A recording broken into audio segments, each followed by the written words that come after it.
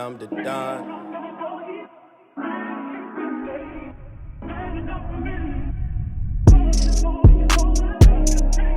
No mercy. Reimburse me. Not worthy. Bench pressing. We stepping. For my crew. Okay. From view. All right. Ain't right. Think twice. Yeah, all right, cool. Need a shot. I'm straight waiting on you. Waiting on me? Yeah. Oh, okay. Oh, you need a shot, nigga? Do you need a shot? Sometimes. Go ahead, get you one, brother. Welcome back to another episode of Open Ranks. It's episode 2. I gotta say, Coop and I sit around all day, whether it's texting or via phone calls, thinking about all the episodes we want to shoot, how we want to shoot them, and all the guests that we want to have. And I think today is probably going to be one of our best. We've been waiting to have our guest today on the podcast for a year, a really long time. I think it might even be worthwhile to show the text messages from the last time we tried to plan to do this. And I think what happened that night? Just tell them. Everybody was ready. I think it was you that wasn't ready. I had to look. I seen it this morning when I started the group chat. You're not about to play like that. You're not about to play like that. You seen it this morning. You just said that.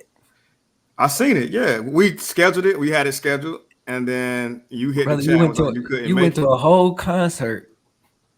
Yeah. Me and Alasha just right there waiting. Like, where is this man at? Yeah, you did kind of. Oh, I forgot I had a concert to go to. And then a whole year went by. I ain't tell you I had a concert to go to. It was your fault. Just own up to it. It's okay. Accountability. Accountability. I like that word. It bears no relevance here. Without further ado, relevance today. I want to introduce Alasha. Hello. Hold your applause. Hello, everyone. How are you? Hello. I'm so good.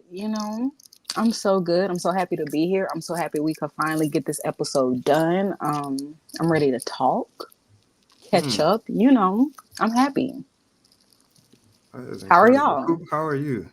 I'm good, man. I'm happy to see both of y'all as well, especially Alasha. It's been a long time since we talked, so yes. Very good to see you. You look healthy. You look happy, like you're having a good time. So I'm not gonna go as far as to say a good time, but an okay time right now. Okay, we're gonna get to it. We're gonna get to that for sure. We're gonna get to it. You are our first guest for the relaunch of Open Ranks. Felt most appropriate to give people something really good to hold on to as we continue to roll everything out. It might be nice to open up with a bang.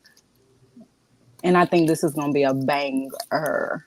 So Absolutely. And thinking back to how we used to bring our guests on, the one thing that we used to do always is ask first name, hometown, so people can kind of get a feel from where you're from and the accent that's going to creep out at some point throughout this episode. Right. All right, y'all. So I'm Alasha. I'm from New Orleans, Louisiana. Mm-hmm. So you might hear that pop out here and there, but I'm a little cultured, so I don't got the accent that much. But yeah. That's good. Where have you been stationed? You said you've been cultured. I have to assume that the military plays some role in that. I would say so. So I've been stationed at Joint Base Charleston, and then I finished up down at Keesler in Biloxi. That's not too bad. Yeah. That's close to home. I went on 2 deployments: Qatar, Kuwait. Talking to 2 people that have never deployed.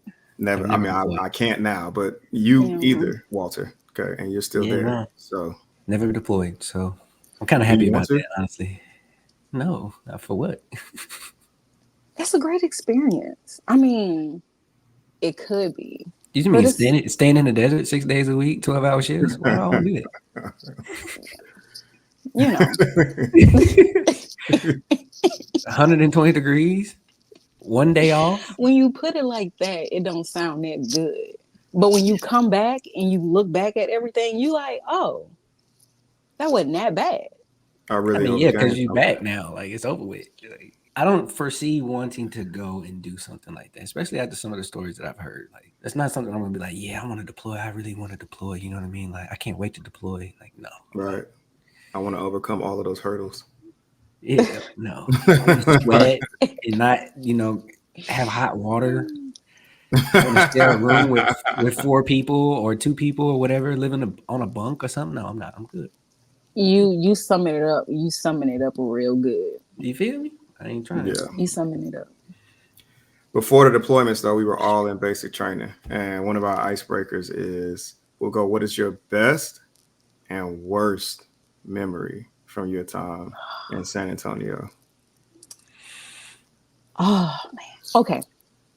Can I use a time from my tech school? Because I was in tech school in San Antonio too. Yeah, she can. I mean, Okay. I think that's because for them it's all kind of in It's all in one. one lump sum. So I'll say, okay, my best time was in basic training. And honestly, y'all, it was me running in front of my mom during like the airman's run and just happy I didn't pass the fuck out because a bitch couldn't run. I didn't care about none of that other stuff. I was just happy I could keep up with everybody because Right, that's what I was worried about. right. And I say my worst time was probably in tech school. I had gotten in trouble because I had like a tongue ring in my mouth and I had told like the rope, I said, I don't give a fuck. Like, y'all know me. I did not care. And she was like, all right, I'm gonna tell on you. I would tell on you. You fucking snitch. So she told on me.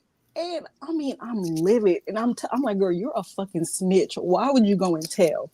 Right. Well, it's like 6 o'clock in the morning.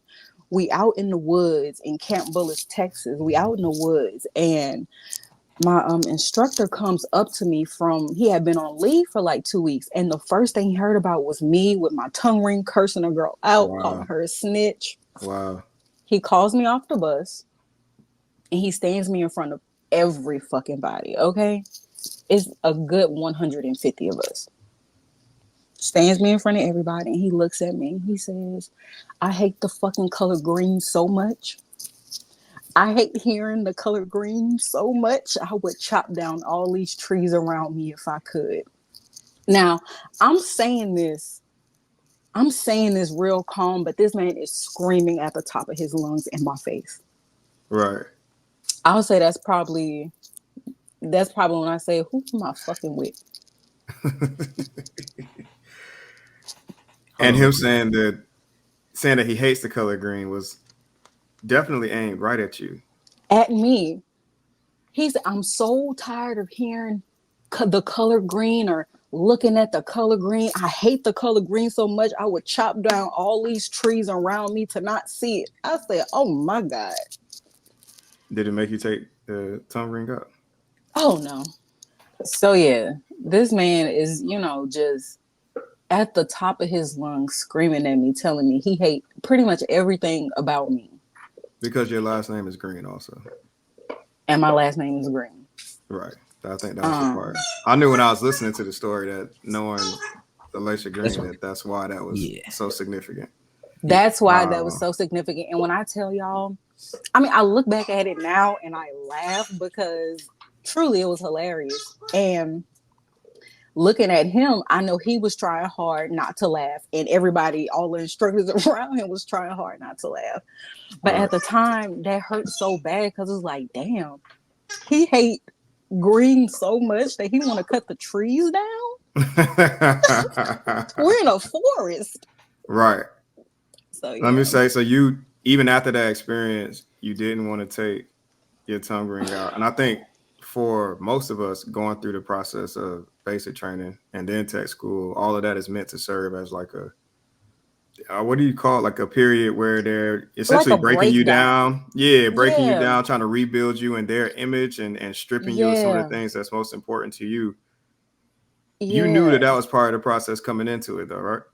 Yeah, and I would say like that plays a significant part in like how my career went, the 8 years that I was in. Like that plays a significant part, and that really like started my career off in the way that it went. Like we're gonna get into it, but the problems that I was having in tech school, like that day, like that really catapulted into All of it. everything. Yeah. Yeah. It set the tone, honestly, for me as a young airman. Right. Why'd you join? Wait, like even before all of this, even before the everything took place and what it ended Um, up being.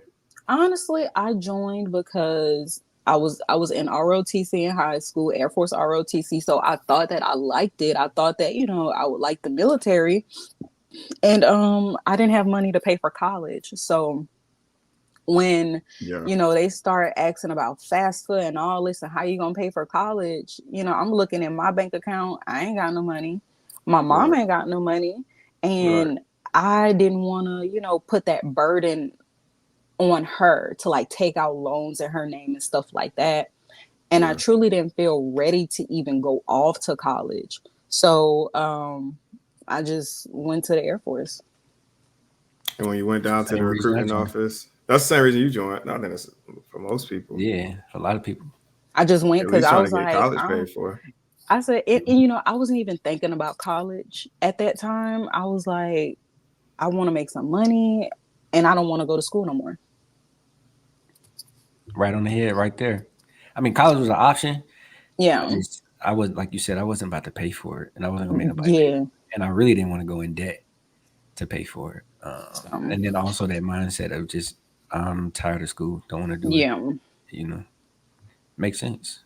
Yeah. So you enlist and you come in as security forces.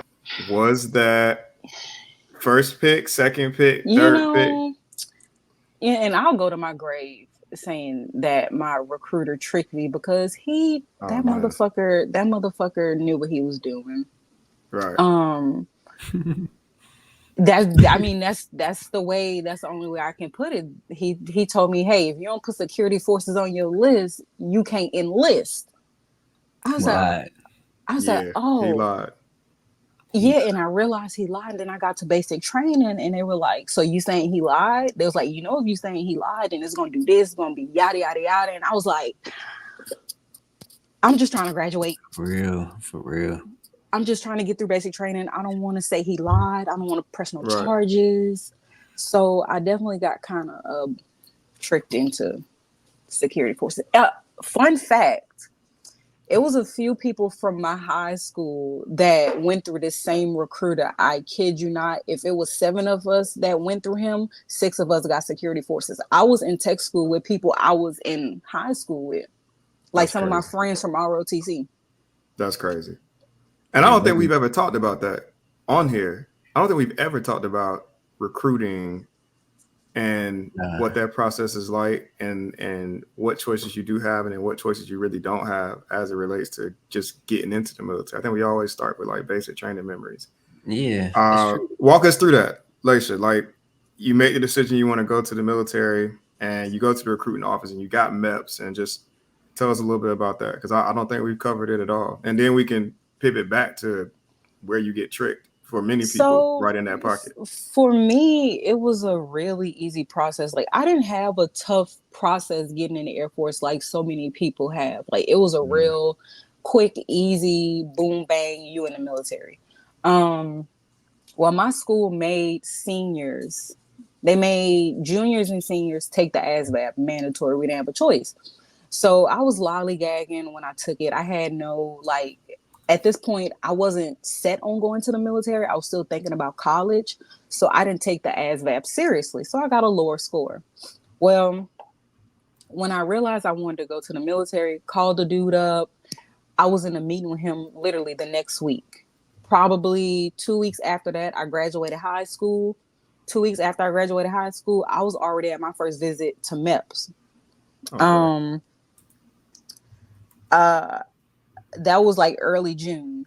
I went back for my second visit and my in process and like the swearing in visit for MEPS 2 weeks later. Like what I'm saying, this is a quick process. From the time I called the recruiter to the time that I was swearing in to the Air Force, probably a month and a half tops. Damn. June. So yeah, that was June. He called me back around July 4th to tell me that I had a job secured, security forces. Now, this is how I'm like, a bitch got tricked. Because just 3 weeks ago when I was at MEPS, Right. I asked the man, like, hey, do I really have to put security forces on my list? And the MEPS man was like, no, you don't got to do it. He gets on the phone with my recruiter real quick, gets off the phone after about 2-3 minutes, and he like, oh yeah, you got to put security forces on the list. Within 3 weeks, I get a date to ship out 2 months later. So like I say, this all happened. I called the man in May. In September, I was in basic training. It's pretty quick. That's quick as hell. I was It was I was quick. in that process for like a year. Yeah, mine was too. About a year But for I you was to I So was come firm in. though. I was firm though. I wasn't bending on what I chose. No, I turned a couple things down. Like, that's not what we came here for. Like, Yeah, I told him well, I told him I was ready to go, but he was like oh, okay, yeah, we can do this, blah blah blah. But I got this job. It came up. I think it was security forces. Like I got this job. If you want it, it leaves next week. Trying to play that you ready to go, yeah. get you out of here. But I was like, nah, I'm good. So I also want to put into perspective like the area that I was living in when I enlisted. So I was living in Mississippi. I was living in Natchez, Mississippi, which is a smaller, poor area of Mississippi, probably one of the smallest and poorest. And I think this recruiter just had the mindset of, recruiting as many young black kids, getting them in the military, getting them out of this area. So he was just pushing security forces on most of us. right. And Just to that's just get what it just to get y'all was. going. Just to get it. Yep. And then recruiters have a quota to meet. I And was they gonna have a say, quota to meet. okay, the Mm-hmm. quota. That's what I was about to mention. The Hmm. quota. Yeah. Yeah, they got to Hmm. get people in and out of there. They So got to. Do you think there's it's some they got to that get a care, certain there's amount of some that don't. people? You think it's they got to get a certain amount of people for certain career fields, like security forces? Like, I need you to get 20 security forces Yeah, people this month. Yeah, I think so. yeah, got to, because you think security forces, services, them is like Them the biggest one. career fields in the Air Force. Yeah, they're like the backbone of the shit. Like every station has Hmm. them. You got to keep bodies there, and you probably not finding a whole lot of. It's not a whole lot of people. I'd have to imagine coming to the office like I want to do that. Right. So you got to kind of backfill that shit. I couldn't imagine how else you could do it besides tricking them. It ain't a whole lot of people coming in there. A few like, oh, I want to be a Accent. cop. Yeah. I wonder what the penalty is for not meeting your quota. Because, like, what can I they don't really know. do? I guess a markdown on your EPR. Probably a markdown on your APR. A markdown for real? You're not doing your job, not to the You're not best, doing not your to the job. best extent. And then they want to preach integrity first. That's kind of hard, bro. To be out here lying to new people. You know, Because I'd be right in Bit. their office, like, how y'all going, how am I supposed to lie to people? What you want me to do? Nobody wants to be security forces. right. It's not what they came here to do. Right, Yeah. right. So you Mhm. join, and now we're in Big Blue, and I think another reason why we set out to have this platform to have these conversations is I know for a fact when you think patriot, you think airman, you think soldier, you think hero as it relates to wartime. For me, there's an image that is kind of standardized that's associated with those words, and it looks a lot more like Steve Rogers than Alasha Green or even Coop and Yeah. myself for the times that we were there. So the Yeah. opportunity to talk about what it's like to be in uniform as a black woman is not one that we take lightly. Yeah. Y'all know that song, that Jay-Z song. What he said, like, house nigga, fair nigga, rich nigga, poor Yeah, nigga, still nigga. right. Mhm. Like, it's like I was still a nigga. I was a woman, and I was a black woman, and I was a young black woman, and I was a pretty young black woman, and a pretty young black woman that wasn't stupid, that, spoke up for herself, that, I didn't back down from a fight, like kind of feisty, rambunctious, just really outspoken and a strong personality. And I don't think that means well in the Air Force, period, No, but it surely did not mean well being security forces in such a white male dominated career field. Like, it just didn't, it didn't those two work. things didn't go together. It didn't Um, blend. so then what was it like?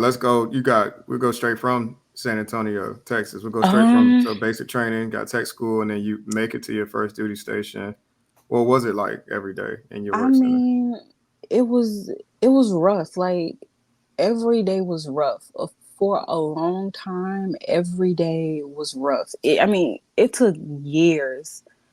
It took years before I could say I didn't have a rough day at work, whether that was in basic training in tech school. But I think it was more obvious in the operational Air Force, because I mean, I was by myself. I was on my own. Um, I saw a lot of microaggressions. I saw a lot of discrimination, a lot of, how to say it. I needed to be a certain way, but if I was too much of that way, then it wasn't good enough. But if I wasn't enough, it still wasn't good. Like, it was a lot of meeting expectations that I just really couldn't meet. And I feel like I lived Yeah. a constant battle every day, waking up to go to work. I remember when we were in Charleston, when I was an airman, I was like, okay, what's next? What's today gonna be? What's the issue gonna be today? Like, what they gonna say about my hair today? And it's stuff I couldn't even really control. It was It's just like, like you felt like you couldn't be your genuine self in the yes, workspace. Like you didn't feel seen, you right. didn't feel heard, you didn't feel valued. Like Right. And I always felt like I was walking on eggshells. Like I say, I was waking up dreading going to work, because it's like, what's next? What's gonna happen today? Like, I was getting in trouble. I was getting in trouble not even doing shit. Like, I'm getting in trouble sitting in my dorm room, not do I'm coming into work the next day with being met with paperwork because my supervisor think I did something. What were they bothering you with? So you mentioned your hair. You said they thought you So did something. What were the so microaggressions? um it was definitely a big one, was hair, because um I c- I came in a time where black women were coming into their natural hair more. So black women were, getting tired of having weaves and getting tired of doing perms and stuff. Like, we were trying to embrace our natural hair. And if y'all remember I had my natural hair, I had my curls. Mm-hmm. And I mean, I kid you not, from the time I touched down in Charleston, July 14th of 2014, the motherfuckers was on my back about my hair. 1 minute it's too curly, you need to make it flat, or the color, them highlights, you can't have that, or is your hair done? Is it I have my Wow.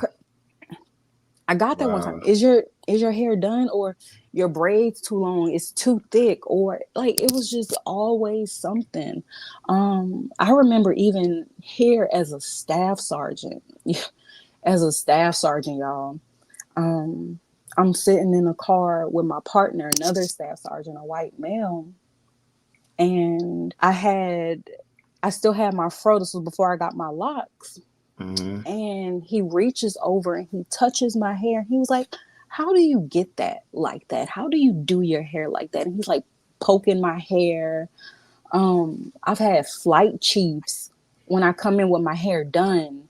They come and they go like that. Oh, your hair looks nice. Like touch it, just That's assault. It is And I'm is snitching. teetering the line of a lot of a lot. inappropriate things. I dealt with a lot of rumors. Being pretty and young, yeah, like rumors from fucking the NCO tier, mind you. I'm an A1C. I have rumors from Right. people. They don't know my life. They didn't know what I did, who I was Right. outside of work. But if I come back from my 3-day weekend and I'm saying, oh, I had fun, now they have these speculations. Oh, Green must be wild. Green a whore. Green is this. So I was dealing with that too at work, like going into work and having staff sergeants, tech sergeants, master sergeants spread rumors around the unit about me, about my sex life and stuff like that. Um, And at that point, you get in trouble on both sides, right? Because it's the speculations and the yes, accusations that you got to deal with. And then being as yes, outspoken as you are, you respond or you push back or you challenge. And now yes. every day, whether it's you being attacked, you responding to being attacked rightfully, the hole for you is unfairly getting deeper. Mm-hmm. So it was like one thing after another, and then a big thing I had an issue with was being late. Like I was late to work, but I knew that I had a hard time getting up. And I asked these people, y'all, put me on a different shift. Like, why y'all keep giving me paperwork when y'all could just put me on a shift that I can show up to work at? It took these people so long to just move me. I kid you not. The day that they finally moved me to another shift, I came in and signed paperwork that day for being late. What Wow. what time you had to be at work? No, sorry, cool. So I, the morning shift, I had to be there for 5:45 a.m. okay, so that's another part of this. I think people don't really understand, like the dynamic That's true.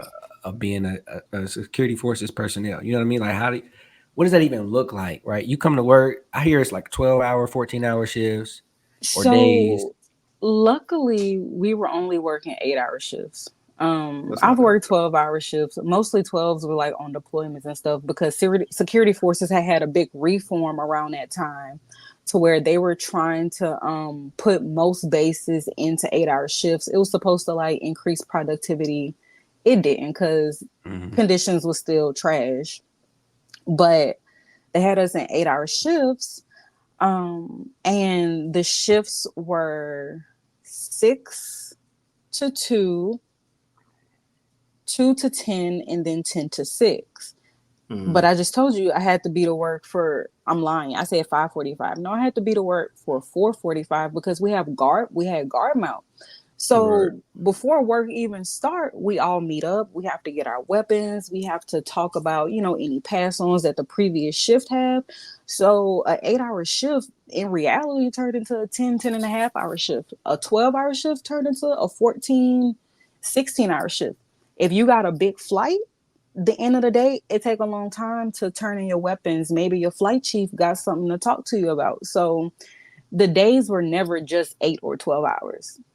Yeah, That's insane. I that is started to crazy. laugh when y'all started talking about being on time, just because Yeah, because he's terrible. historically, I'm not known for being on time for much. I honestly, I was late today for this.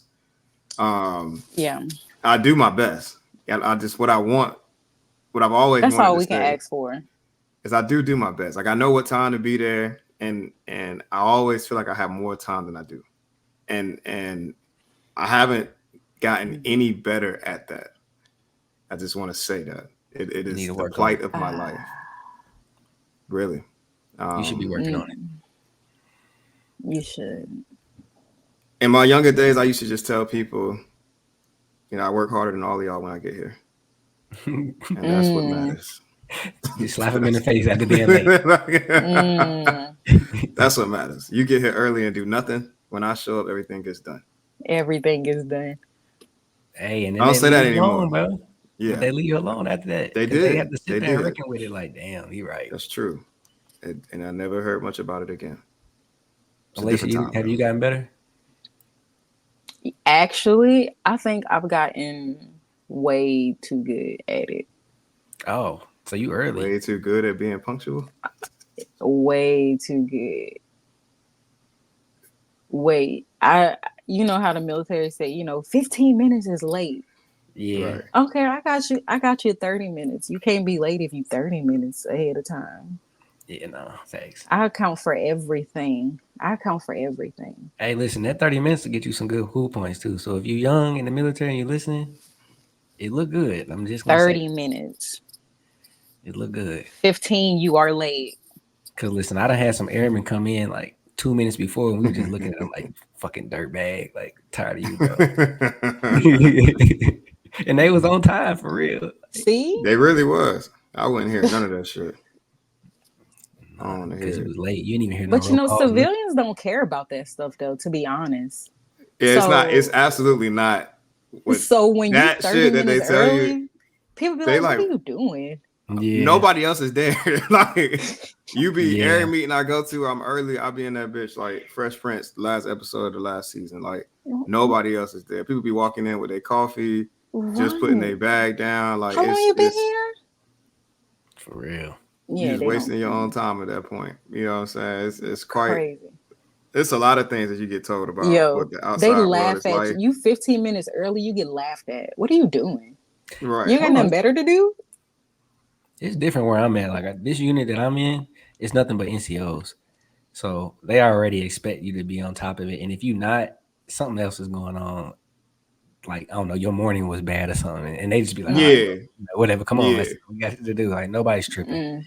Nobody's getting And put to work for that's being part of late. it too. I think the assumption now is like everybody got kids, everybody got this, everybody got that. So like the assumption more times than not is like if you're not here 15 minutes early, the reason is probably great and it applies to many. So Right. we're not really digging into it anymore. I think that does Right. change things, especially with you being all NCOs and then in most professional environments you don't necessarily have as many like airmen or kids as you will that you're looking to groom and grow into this, that, and the Right. third. So no, I can get with that. You mentioned your sexuality being challenged, your hair, your style, essentially your Mm-hmm. aura, and everything that we know to be you. Mm-hmm. As you're fighting this fight, did you ever have allies? Because that's the most important thing about fighting, especially I think as a professional. It's not so much just your willingness to speak up and stand up for yourself, but do you have people who are willing to speak up and stand up for you because their voice might be able to Um, carry further? um, initially, early on, no. And I think that's why, I went through so much because I had more people like looking at me from the sideline saying, oh, that's fucked up. That's fucked up. But Right, nobody actually wanted to take the responsibility right, and step up and help me. It wasn't until I was a senior airman, this guy, he was actually one of my friends. Like when I got to Charleston, he was a senior airman and I was an A1C, and we was friends as airmen. Well, he got staff sergeant and then he became my supervisor. And it literally was not until him that I had somebody like have my back, help me out, like talk up for me and be like, look, Green ain't that. Like Green, yeah, not everything y'all think she is, or she got another side to her, whatever. He was the only person that actually stood up for me and that actually saw something in me. yeah. Because Was Yeah. that's he? so important. Yeah. Was he? Yeah. Was he black? Was he white? He was black. He was Had to be black. black. He Had to be was black. black. He was black, and he was so cool. He was a good friend, and he transitioned into a good supervisor. And we never had the issue of crossing those boundaries. Yeah, So at work, we was able to keep it we was able to keep it, you know, professional when we needed to, and after work we was able to, you know, kick it and be friends and be cool. Yeah. No, that's super solid. I think that was a Yeah. turning point for my career when I finally stopped fighting as hard for myself because I was arguing with everybody and anything walking. And so Mm-hmm. when I stopped doing that and started getting to the point where you had other people speaking up for you, Sergeant Price was one of them. Yeah. We got into it once, and he kind of seen me for who I was, and he ended up being one of my best supervisors, best friends. Sergeant Aon, we got the honor guard, right? Even that whole experience we talk about all the time was so nice to be seen and accepted and um, valued just for how you walked in the door. And so stuff like that kind of really helps to remind you of who you are and really expands on who you can be when you have those type of people around you that's looking out for Mm-hmm. you. Because I couldn't imagine going through the amount of things that you had to have gone through. And obviously we were there. I remember, and I'll say it because I don't know if you want to get into it, but I do remember coming out to DFAT one time, and I don't know if we were supposed to eat lunch together or something, but I don't think you ever made it because you got arrested. I got arrested. Yeah, I walked outside because my dorm was on the other side, and so I got I was like, I don't know arrested. where she's at. So I walked Man. out to the other side, and she out there in handcuffs. I'm like, oh shit. Yeah, I got arrested. I got arrested as an A1C. Like when I tell y'all, like the devil was on my back. Every turn, it was something like I was literally walking into problems, not knowing it was even a problem. Like that Yeah. day, I just wanted to eat. I had been Mm-hmm. at work all day. I was still working days. It was summertime. Like literally, I just Hot wanted as to get the hell. fuck out of my car and eat. Mm-hmm. I got in trouble because I didn't have my beret on. That ended in me getting arrested. And the crazy thing is that the bitch that arrested me ended up getting kicked out like 3 months later. I was like, okay, bitch. Yeah, she's standing there in handcuffs in uniform, and nobody knew why until later. And it's like all because she didn't have her beret on, which is I didn't have my beret on. a hat for those who don't know. And yeah, I was walking in the dorm parking lot from my room, well, from my car directly to my room. This nigga here is so petty. That's so petty. When Laisha got arrested, but you didn't know look, this? No. but look, this Oh, like this literally all feeds into like who I was or the battles that I thought I had to fight. Like that was a petty situation, but hmm it spoke volumes like about how hard I thought I had to fight to preserve myself. Like how hard I thought hmm I had to fight for my respect to the point where I was getting arrested by my yeah, coworkers. right. For mind you, you got to think trying to always paint that picture for those who haven't been in. We're all on this. We're all on our duty station. That's where we work and live up until we hit a certain point or a certain rank where we can move off base, be in apartments, this, that, and the third. And so, no differently than college. By the time you make it out of class, by the time you make it out of work, you get to your parking lot of your dormitory. You're kind of like at home, if you will, right? It's a little bit more carefree. You're at ease. You're looking for a little bit of peace of mind, and so it wasn't uncommon, and it's not because it was right, but still not uncommon for people to get out their cars and they don't have their ABU cap on or they don't have their beret on. Or if you're on the flight line for 12 hours, you might have some flip-flops in the car and you're not wearing your boots on the way back to the dorm. So it wasn't really anything that at this point Laisha had done that was like Especially overly wrong. It was common, I think. especially with the AFI at the time having saying that if you're in, you know, if you're in your domestic space, if you're Yeah, in your home, you don't have to have on a cover. Yeah, you can yeah, have on a rescue uniform, but you don't have to have on a cover. So I even, when I had got in trouble, I even brought the AFI up. I said, so does this not apply to the dorms? No, this mm-hmm. don't apply. I said, but this is my place of residency. Like this is where y'all telling me I have to live at, but y'all Right. telling me as far as the AFI, it doesn't match. So that was also something I would, when I would spit AFIs, I would also get told, you know, what their interpretation of the AFI was. That was Yeah. a Yeah. Yes. So that was Absolutely, why I got yes. arrested. Absolutely, yes. And I said that just because it echoed on the different hardship. Like a nigga like me, I didn't have a shaving waiver, but I wasn't. I never shaved often as I should have because I ain't like my face being broken out. So that just I used Hmm. to get in trouble for that all the time. But I'm like, I don't break out enough to get a waiver, and I'm not shaving enough to break out enough to get a waiver. So y'all just gonna have to deal with this stubble a little Deal bit. with it. Yeah, no, that never made sense to me too. Because they used to make you get a waiver that would last 1 month, As if this and is then not you an had to, ever persistent problem. and then you got to come back and have it reevaluated Right. Each just to month. receive another waiver for 1 month. Right. And you have I mean, people it's dry shaving in the bathroom, bleeding, all type of dumb shit to fall in line with this regulation. And for me, I'm like, nah, I ain't messing up my face for this. It Right. don't mean that much to me. But then yeah, that's the double-edged sword of obviously it just proves that Lacia shouldn't have gone through what she went through for not wearing her hat because I didn't get arrested for Yeah. none of that same stuff. Of course, Coop didn't, Coop walked a straight line. He didn't do any of these things. So um, He wouldn't know. he wouldn't know. He wouldn't know.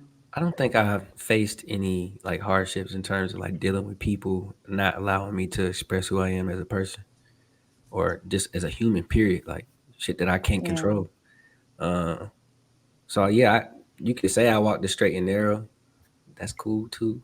I mean, I'm not against doing that. No, it's okay. Listen. I think it's great. It's different It strokes for different is. folks.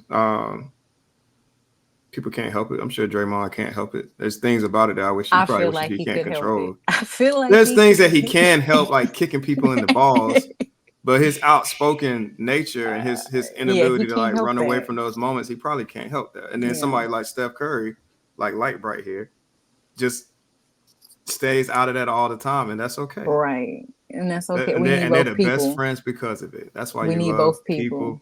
people. Don't Yeah. enable him. Don't enable him. Enable who? You. I'm healed now, brother. This is Oh, in my past life. I will say this too, though, in terms of like being able to express yourself and get away with certain things. You got to have some really good work ethic at the same time. Like you can't come to work and not do Yeah. your job well Yeah. and right. expect to get away Yeah. with You shit because definitely they're got gonna to get set you a up out of there. tone. Yeah. You got to Man, have Absolutely. a leg to stand on for sure. Two of them. man, again, it didn't matter what Right. I Yeah. did. I mean, I had a Yeah. laser on my back to the point where if I smiled, I was working at the gate. If I smiled too much at the gate, I got talked to about smiling too much. Oh, you're being too bubbly. If I didn't smile after being told I was being too bubbly, oh, they think you got an attitude. What?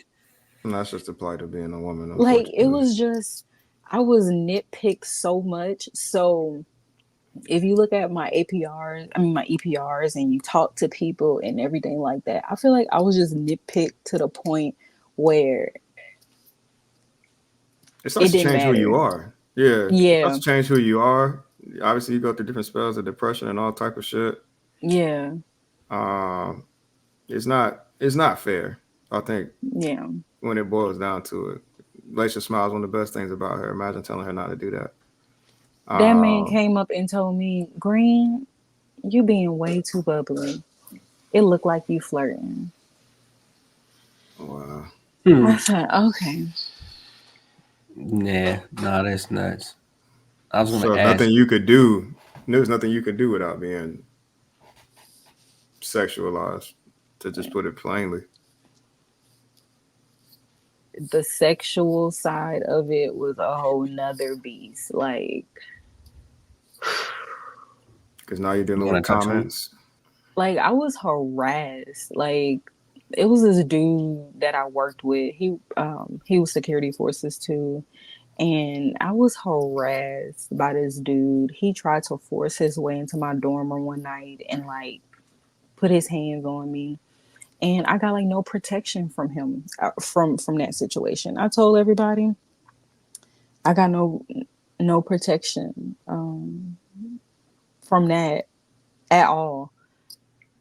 Put a restraining order on the dude, and he found other ways to contact me. He would contact me through other people. He would leave messages through other people to give to me when I was leaving work, or he would leave stuff Yeah. on my car and stuff like Jesus that. Christ. And I would tell, and nobody would do anything about it. Yeah. Wish we would have known. Um, Was he in the dorm? Yeah. the He should have said something. Yes. Y'all probably knew who he We could was. have masked Y'all up. knew who he was. I'm always ready to put on a mask. I swear. Y'all knew. He was that security forces dude. His name, I'm not gonna say his name. He was that security forces dude. He was like, "You're colored, Henry." He had always had the real nice waves. Jesus Christ. You know how many niggas had waves? No, What type of he car had did he drive? waves. He had that little That's a good one. orange. He had that little orange 2-seater. Orange 2-seater. I can't think about what it was. Wait, But Camaro? no, it wasn't a Camaro. It was something else. He was so quiet, and he worked out. He was so quiet. I don't know. Orange Two-seater. 2-seater. Did he hoop with us? I don't know. He was weird. Damn. What's his Man, I name? feel like we hooped with everybody. His name was I forget his last name. His first name was like Jarius or something like that. I forget the boy Jarius. last name. I forget the We boy only. last name. I was gonna say we only know last names. Yeah. It's the last name. Well, Business. Regardless, like it was Could've just got no him. protection. They didn't offer protection. They didn't care. That's fucked up. They didn't care. But So that's you not told a your leadership, and they just like Yeah. blew you off. Blew me off. Like, yeah, whatever. They didn't care. Blew me off. Did you ever consider like going above your leadership? No, Like going to what is it, EO? no, I didn't know nothing probably about defeating it. at that point. Either I mean, Yeah, there's an element of it you probably don't know, especially at it's that time, how many defeating. resources, but you done And told 10 then people to and ain't nobody fucking with you. nobody do anything, and to have genuine concern and tell people, y'all, I'm scared. Like Right. this dude is doing X, Y, and Z. He's stalking me. He's texting me, calling me names. Like this dude is harassing me. Y'all already put a protective order against him, and he's finding ways to like for them to just be like, oh, whatever. And I think it was part because, like I said, they had rumors like swirling about me, Mhm. and I think those rumors like just overshadowed any validity that I had. Which should never Mind be the you, case. I had literally just went through a sexual assault court martial from tech school. I got sexually assaulted and just finished a court martial. So it was like just back to back, and they didn't care. I am so sorry you had to deal with that.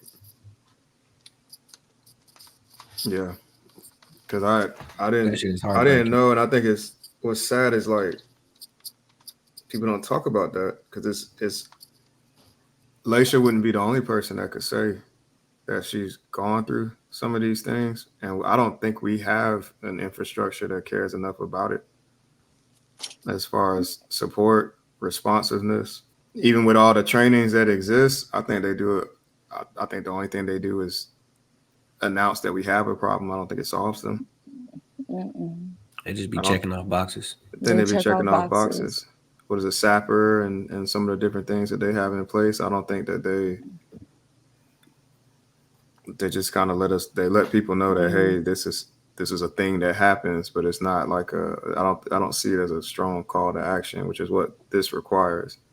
That sounds like terrible leadership in every way imaginable. Absolutely. Are any of those people still in?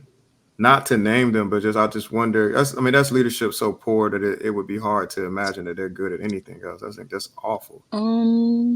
I don't think any of the people that were my leadership at that time, I don't think they're still in. Can't be. And no, not none of them. And the ones that are still in are like fucking senior master sergeant stuff. You're right. So they're untouchable at this point. Untouchable. Probably still a part of the problem. Do you have any idea what the ratio is for men and women in security forces by itself? Because I know it's crazy for the military, but It's crazy for the Man, military in general, but I can't give a ratio, but I can say, like, let's say we have a flight of 20, 25 people. We might have 3 or 4 girls or women on it's it. nuts. Yeah. Might.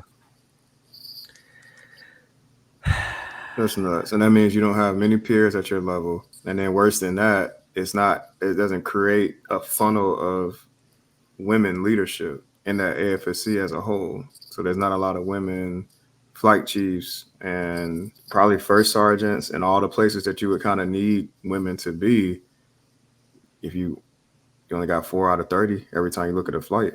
Um, Mm-hmm. and maintenance can be like that too, where you got Yeah. so many more men than you have women, and Yeah. not knowing who you can talk to when. No, I hate to even know that you went through that. I wish you would have said something.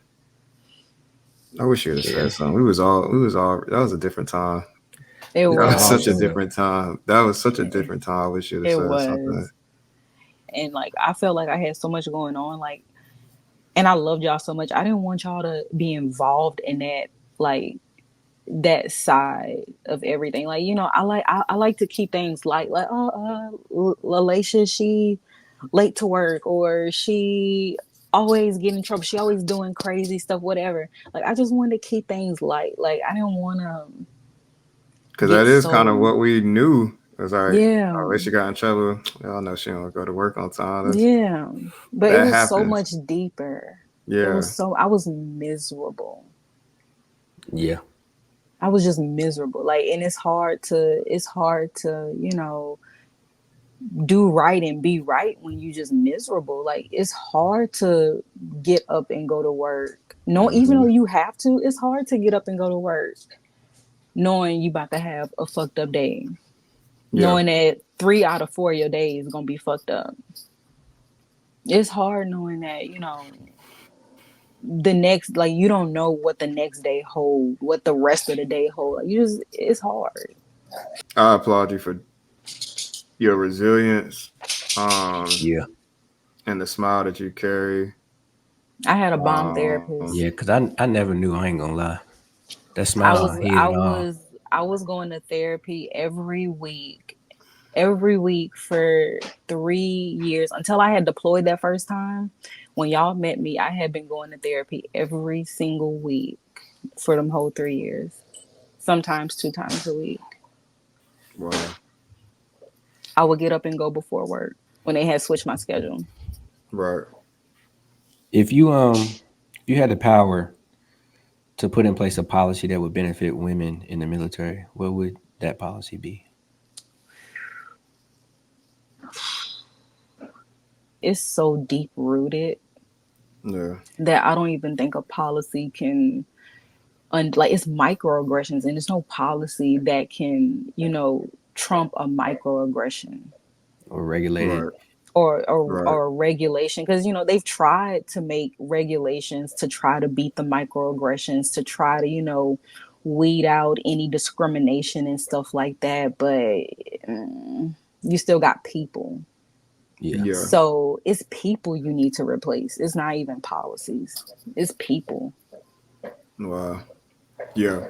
Because you bring in, I think you bring in so many. Everybody's coming into the military for so many different walks of life, and so everything that exists in the normal world is brought into The the military military. world.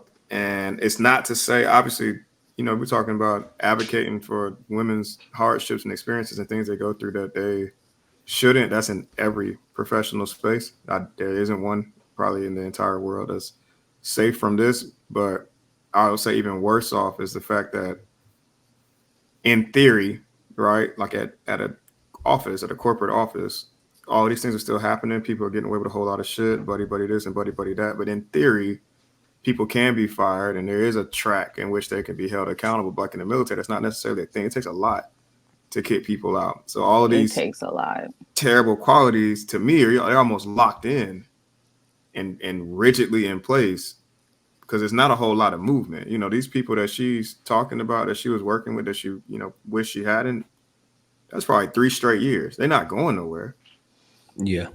right? Even if you're in trouble, what you gonna get? what you got to get demoted twice before you can get kicked out normally. Like you got to do even a fight in an article, you're still there. I guess it's stagnant as far as the people that you're forced to be around and some of their poor qualities.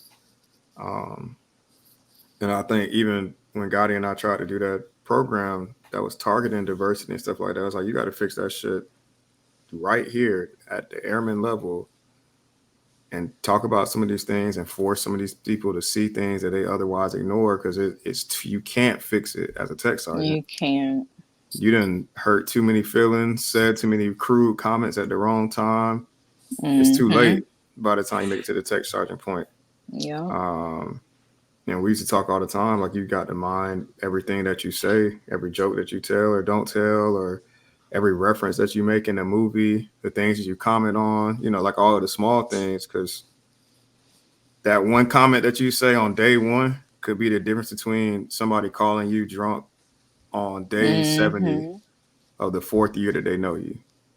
Right? They going through their call log. I can't call this person to come get me, to come help me because of what they said on this day. I know for a fact, like I'm not safe. Or God forbid something happens that you're not involved in. They're not going to come tell you because of how you talk about, women and other things. Otherwise, they're like, no, this isn't a safe space. So I agree. It's definitely a people problem. Yeah. You got to think too, people not wanting to change or get rid of some of those policies that make them comfortable, especially when you think about the military as a whole. Like in my unit, there's only a couple women and then maybe a few black people. So like in the whole entirety of it, I'm not trying to generalize all of the white folks, but they're predominantly who are there. You know what I mean? So the policies that we've had to deal with in terms of the structure of the military and the way it was built, it's just something that it's going to be very hard for us to change because they're comfortable. It's written for them. Right. You know what I mean? We talk Right. about And they shaving don't like waivers change. and No. hair and all these different things. These are things that we have to overcome every day. And it's only worse for women, especially black women. So I can only imagine. That's why when people ask me, to reflect on the 8 years I was in, or even asking me like, did you like it? I can never just say yes because I experienced so much that I can't say I had a good experience, but I also got things from the military to where I can say I didn't have a bad experience all the time. So, Yeah. What were some of those good experiences? oh, let's see. Well, meeting y'all, Man. easily one of the best experiences Yeah. of being in the military, of being at that base. Yeah. I think I had to meet y'all when I met y'all Yeah. to like keep me going. Yeah. So No, for sure. For sure. I don't have the group chat anymore, but I know for a fact I sent it a few times. Like, I'm out when y'all out. I fucking hate this shit. Like, yeah, it's, like you know what I'm y'all saying? Like, made I'm here as long Charleston as turn y'all here. around. You know what I'm saying? Yeah. Yes. So meeting y'all was like a high point of the military. Let's see, my first deployment, because I would say that was a turning point for my maturity. Mm, That's when I started to catch on to the game. Like, you know how they say play the game. That's when I started to right. catch on. Oh yeah. That's when things started to make sense. Things started to get Yeah. easier. And Yeah. I started to figure out like, oh, they against me. Hold on. Yeah. Wait. This is how I gotta play.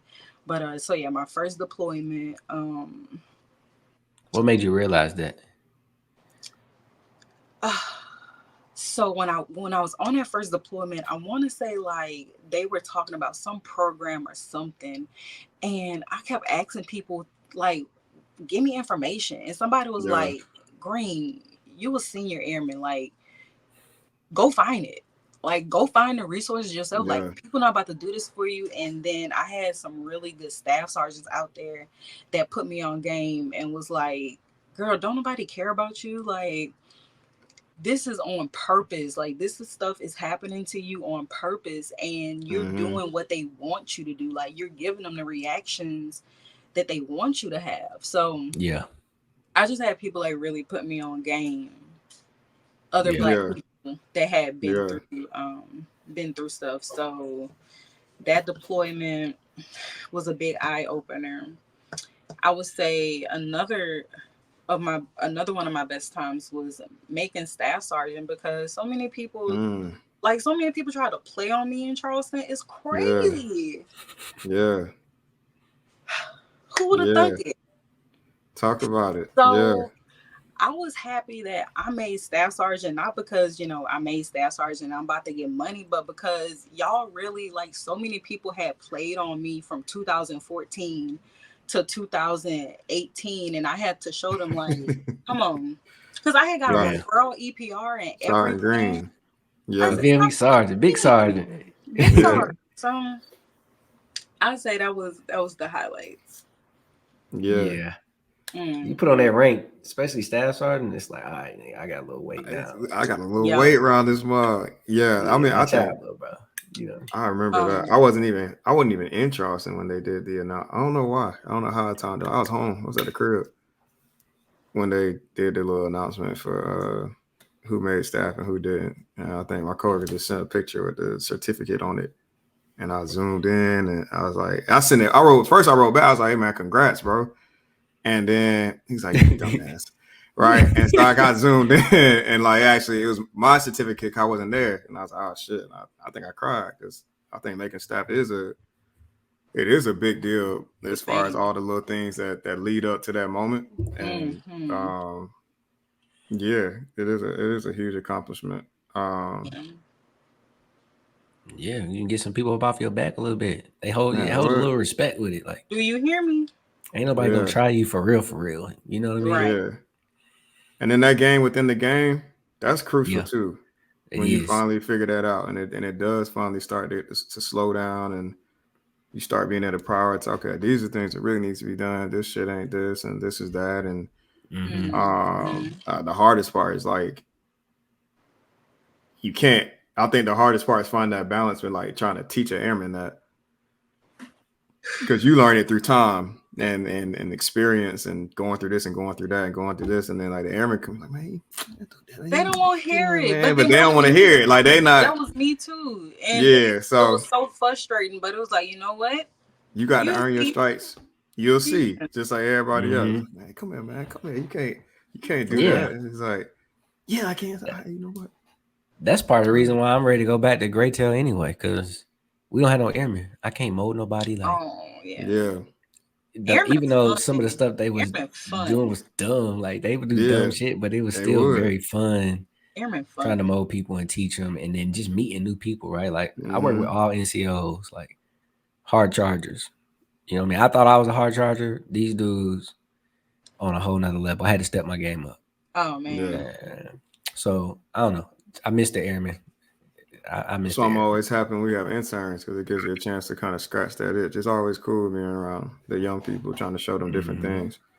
Yeah. Um, the culmination of all these experiences, good and bad, leads everybody to have to make a choice, and that's whether to stay in or to get out. And I don't blame you. I applaud you for. I don't even want to say staying as long as you did and doing what you did because it's an odd thing to even. It doesn't feel right to even celebrate that, but I do.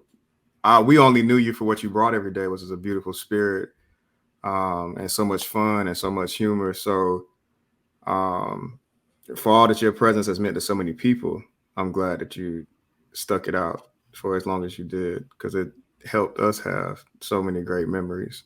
But then still, you got to make a choice for you All when you right. finally sat down and was okay. It's time to. I got to do something else. What was that? What was that process like? So I'm not gonna get in, or should I? What? Because I mean, I don't. I wouldn't even say I sat down and had that process. I mean, kind of, sort of. I'm had it up in my mind, but I didn't put that process into play by choice. Wait, because you I, signed a 6 year and then a what? Another 4 year? Yeah. And I got out at 8.5. so she did a 6 and a How you do 4. I that? got there at 6 and 2 extensions. Okay. Okay. You know what happened. Who know what Well, happened? What happened? Okay. I just want to say, let me say this first. I didn't when I Because the asked numbers ain't the adding up. reality is every I still have to contract, come to that decision. you still got to you come to know, that decision at some point because every contract that comes and goes is an opportunity. I always tell everybody was going to school, getting certificates. So I can answer that question without getting into that. We're gonna talk offline about that.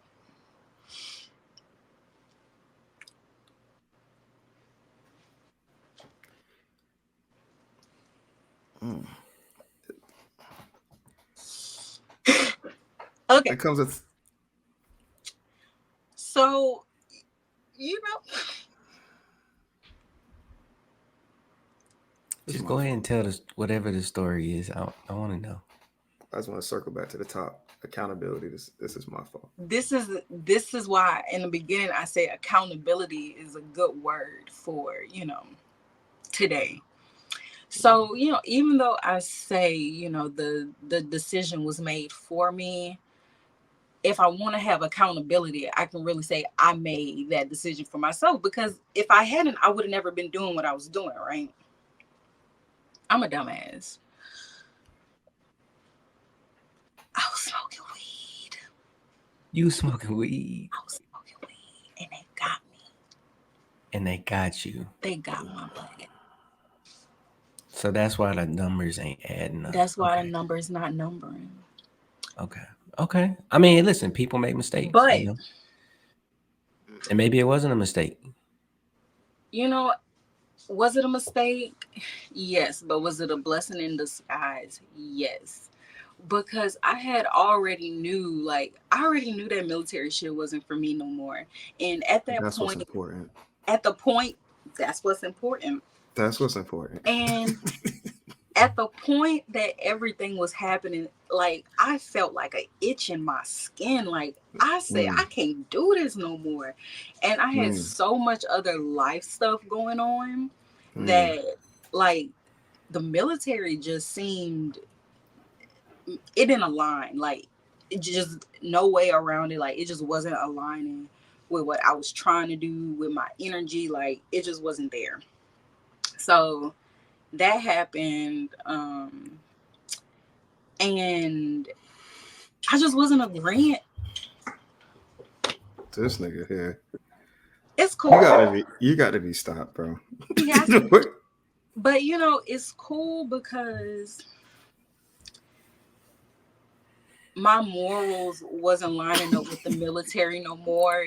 I was a staff sergeant and I was back office. So now I was really starting to see stuff. I was seeing how stuff worked. I was seeing how people really were. And I was politics. I was like, I can't be around this for real. I was like, I can't be sane and come to this job every day and just act like, nothing happening behind the scenes. I was like, I can't.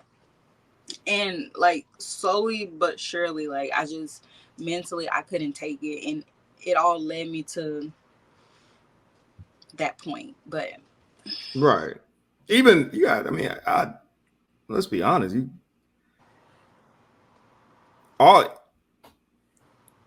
it's hard. It was depending on what you're doing and how that path goes. Being in the military can be hard, and what else made that shit hard? Because it was during COVID. COVID had just happened. It was my second deployment coming from Kuwait, and that was an absolutely wretched experience. Wretched, terrible experience. The divorce situation. Well, that's something we all have in common. That made 2021 just a real spicy year for me. So, Coop, how old are you? The 31. It's a beginning serious of the question. end. The beginning of my end. You Yeah. better not say damn either. 31. How old? 31. I really do want to say damn, but I'm not gonna say it. Laisha, how old are you? I can see it. I can see it on your face. 28. 28. Obviously, you're not supposed to ask a woman her age, but there's a point to this. I'm There's 29 myself. Hey, look, sometimes this shit be a blur. I don't really know. I'll be having to do the math. I don't know how old I am anymore. So I'm just out here existing. Goddamn shit. I Nah, have to for really real. think I be about like, I'm 32. I be like, I'm 32. Like, I be saying I be saying it. 27. 27. Man, I be going up. Like, no, this is not Ugh. good. This is not yeah. good. At all of our young ages, we've all been divorced. And I think for people who aren't in the military, it's probably it's funny or crazy. At least that's what We I've all got gotten. married at the same time too, around the same time. All three of us.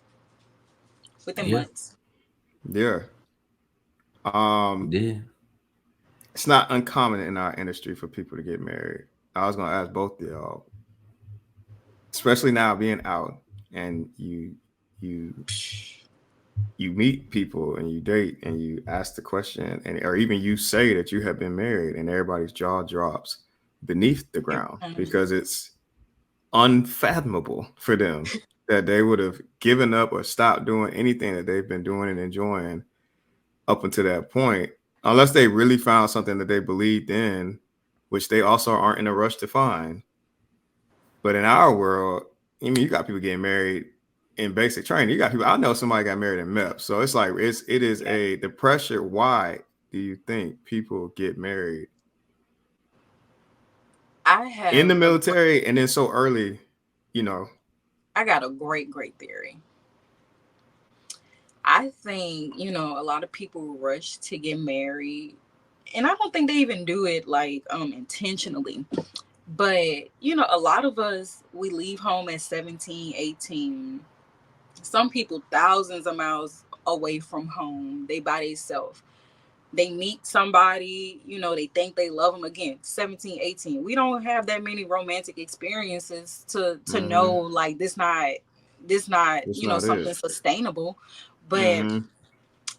we happy, we got a companion, we not lonely because a lot of us be lonely.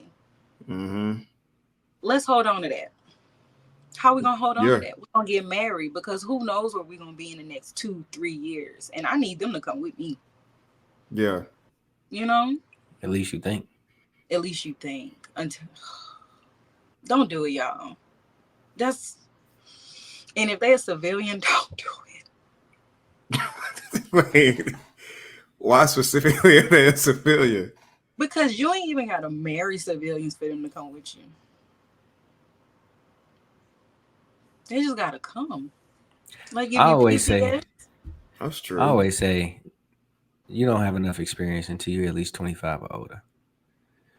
And you young, you got plenty of time. Yeah. You mature, I don't feel like you mature until you're at least 25 or older. And 25 that's is not, really young. I mean, 25 is young too. Really, the number for me is like 27 or older because there's so much maturity yet to gain. You know what I mean? There's so much you have to learn about yourself uh, through experiences. You know what I mean? I Yeah. just Mm-hmm. don't think anybody should be truly committed and thinking about settling down until they're at least 27.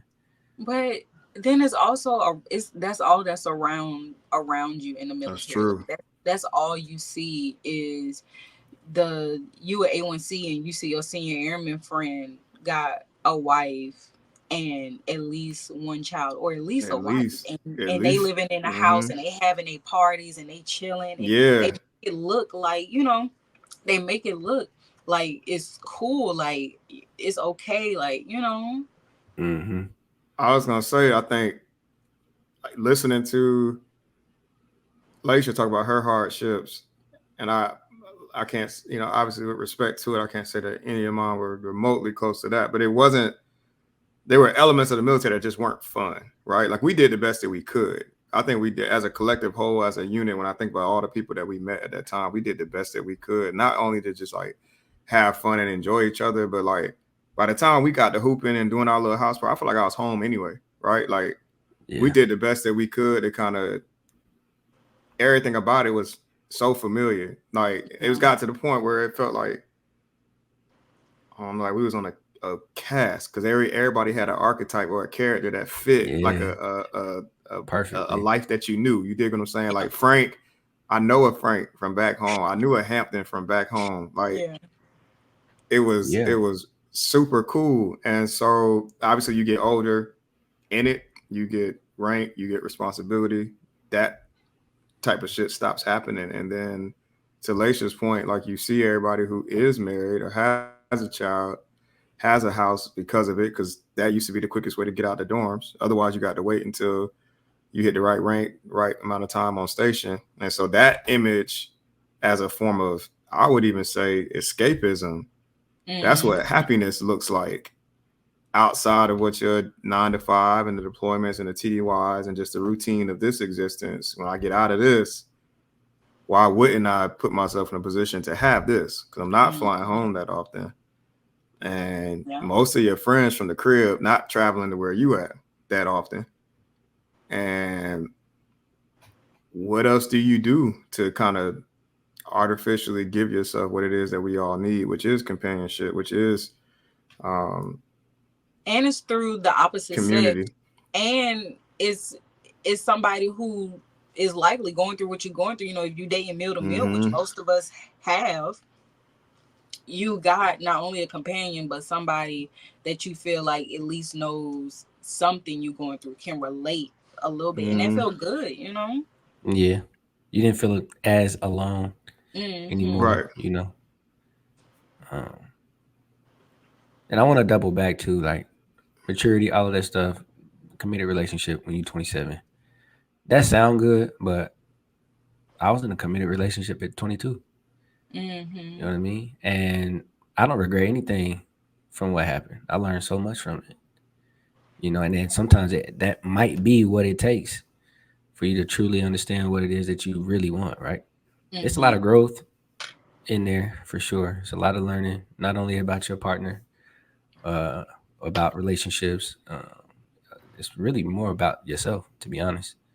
Yeah. And I said, I don't regret anything because it taught me so much about me. You know, unfortunately, we got a divorce, but I feel like we learned so much from it that we could Yeah. both leave away from it cordially and, you know, mutually and still be in a position where we feel like we don't regret anything. So, I mean, to each his own. Everybody got their own walk of life, own experiences. I feel like I'm very lucky with how mine end up turning out. You know, some people don't get that same luxury. Yeah. What was the turning point for you, Laisha? What I think, because you pretty much expressed the why, and then what turns into the need as far as why people do it and why they hold on to it for so long. Like I worked for people who was married but absolutely hated their spouse so much so that they stayed at work late and thought it was normal for everybody else to do it too. I'm like, straight up, you get the argument, be like, nah, if you don't like your wife, that's your problem. I'm going home. Right. I'm not staying here with you, bro. I'm like, Right. this is crazy. You dig what You I'm need to saying? you need to change your I'm situation. walking out. Yeah, I'm walking out right now. Like it's we 2 hours past. Talking about you still doing paperwork. No, fuck that. No. I'm gone. You know what I'm saying? And so, and these people never get out of that situation. They don't stop till it turns into they don't stop till they get arrested. Sometimes they're just gonna stay in Yeah. there until bottles start hitting the wall. Um, True story. So my point is, what was the turning point for you where you're like, okay, you know what, I want to pursue something differently? I would say romantically, but even just a part of it that's you and just respecting you and understanding what you need. What led you to want to pursue something different? I just mm, I was going, like I said, I was going through so much at that time, like professionally, personally. I was going through so much that I felt like I'm just ready to do what makes me happy. I'm ready to be happy. Yeah. And that meant I had to change, like I had to change my life. I mean, I can't, because it's not making me happy. Like the military, the military not making me happy. This weird nigga Chris not making me happy. Reggie. He hated us. Oh, Yeah. Reggie hated y'all. Yeah. But And we don't even know why. because y'all didn't add I him know to he the didn't group. like being called Reggie. Is that what it was for real? The group chat? That's what it was. Everybody want to be in that goddamn group chat. It's fucking crazy. It's not the first time I Y'all heard this. didn't add him to the group chat. Ooh, and I'm telling y'all. Cause where we had went, I had just cut my hair. We had went to the Korean barbecue spot. Yeah, it was all it was the And 6 of us, right? that was when Brandy had came down. Oh, yeah, I remember. And we Yeah. went to that silent party. Yeah. So I yeah. remember that. I remember That that. was a good night. Yeah, It was a good night. I thought we had a great time. for sure. We had a great time. We was when we was all texting and stuff, you know, I was getting our plans and stuff together. He was like, well, why I can't be in the group chat? I said, you can't be in this Wow. group chat. Like, you're not right. I was like, You're not in the that's not group. how this works. That's what I said. I said, like, you just not a part of the group. Like, no hard feelings, you know, not trying to be mean or nothing, but you just not in the group. And he was so pissy at that restaurant that day.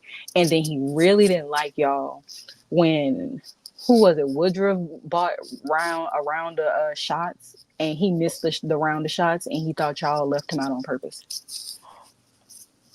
Oh, that's crazy. Halloween, when we went out at I forget where we went. Damn, dog. I actually like Reggie, bro. Wasn't nothing wrong with bro. He What was his didn't say name? nothing. He was so Chris. toe up about Chris. he was so toe up about that shot. Damn, he thought that was personal. Damn, dog. I don't even remember that. I remember. Yeah, because Oh, you remember when he y'all didn't was get a shot? already I didn't remember that he drunk. didn't get a shot, but we was already there. I remember when he came. I mean, Deco. it was. I mean, it wasn't intentional. I'm sure it probably was just a matter It of counting wasn't. off whoever was there. Niggas was waiting to And get drinks for a minute. y'all was already super drunk. Like, y'all was already drunk by the time we Yeah, had got there. Y'all was already Nigga was just like a shot or two away from getting kicked out that joint, I'm sure. yes, look, I'm sure I got right carried at out. it. Damn, Chris, bro. If you listening, we So- sorry, bro. We didn't know that was going on, bro. Well, I'm not gonna say that, okay, brother. You could have just said something. Niggas would have got He you in the coulda- next he coulda round. said You dig what something. I'm saying? Like we He is an definitely coulda. outspoken group of men. You could have just said I don't know if I something. was gonna buy it though, because I was broke. I ain't have no Yeah, money. well, Bro. me, Gotti, and Q used to. We used to buy rounds. Nah, I wasn't doing it, bro. This was past dorm days, actually. Never mind. It was. This was past dorm days. Because dorm days, I ain't had nothing. No, dorm days was a little rough. Niggas were sharing 4 for 4s. Dorm Four days locos. was 4 locos. Oh yeah, you remember that night? No, I'm talking about that one. That night's not getting brought up. because if we talk about it, we will be incriminating people. Yes, that night. We moving on. Yeah. You felt like you needed to do something different in your life. Coop, what led you to be like, I want to pursue something different romantically? Was there a singular moment? Was it a compilation of moments? Obviously, it takes a whole lot of things to arrive to that. I don't think we knew how to communicate effectively. I don't think we knew how to communicate romantically. I don't think I don't think I knew how to communicate emotionally. And I still don't know how to do it that well, honestly. You're not the best. Our love is different, but You know? you're not the best. And I can admit that. And I can apologize. I can apologize that and acknowledge that, you know. And I think over time it just took a toll on us. And you know, things happen that we couldn't really come back from. And we talk about it. And then we decide to go ahead and split. But like I said, I don't regret anything other than how things ended, I feel like I also could have done things a little bit better. Mm-hmm. Even if we still splitting and going separate ways, I could have done things during that transition a little bit better, and I'm sorry for that. Uh, I do regret that part of it, but I think in a nutshell, that's Expand pretty on much. that. How did y'all end that you feel, things could have been better?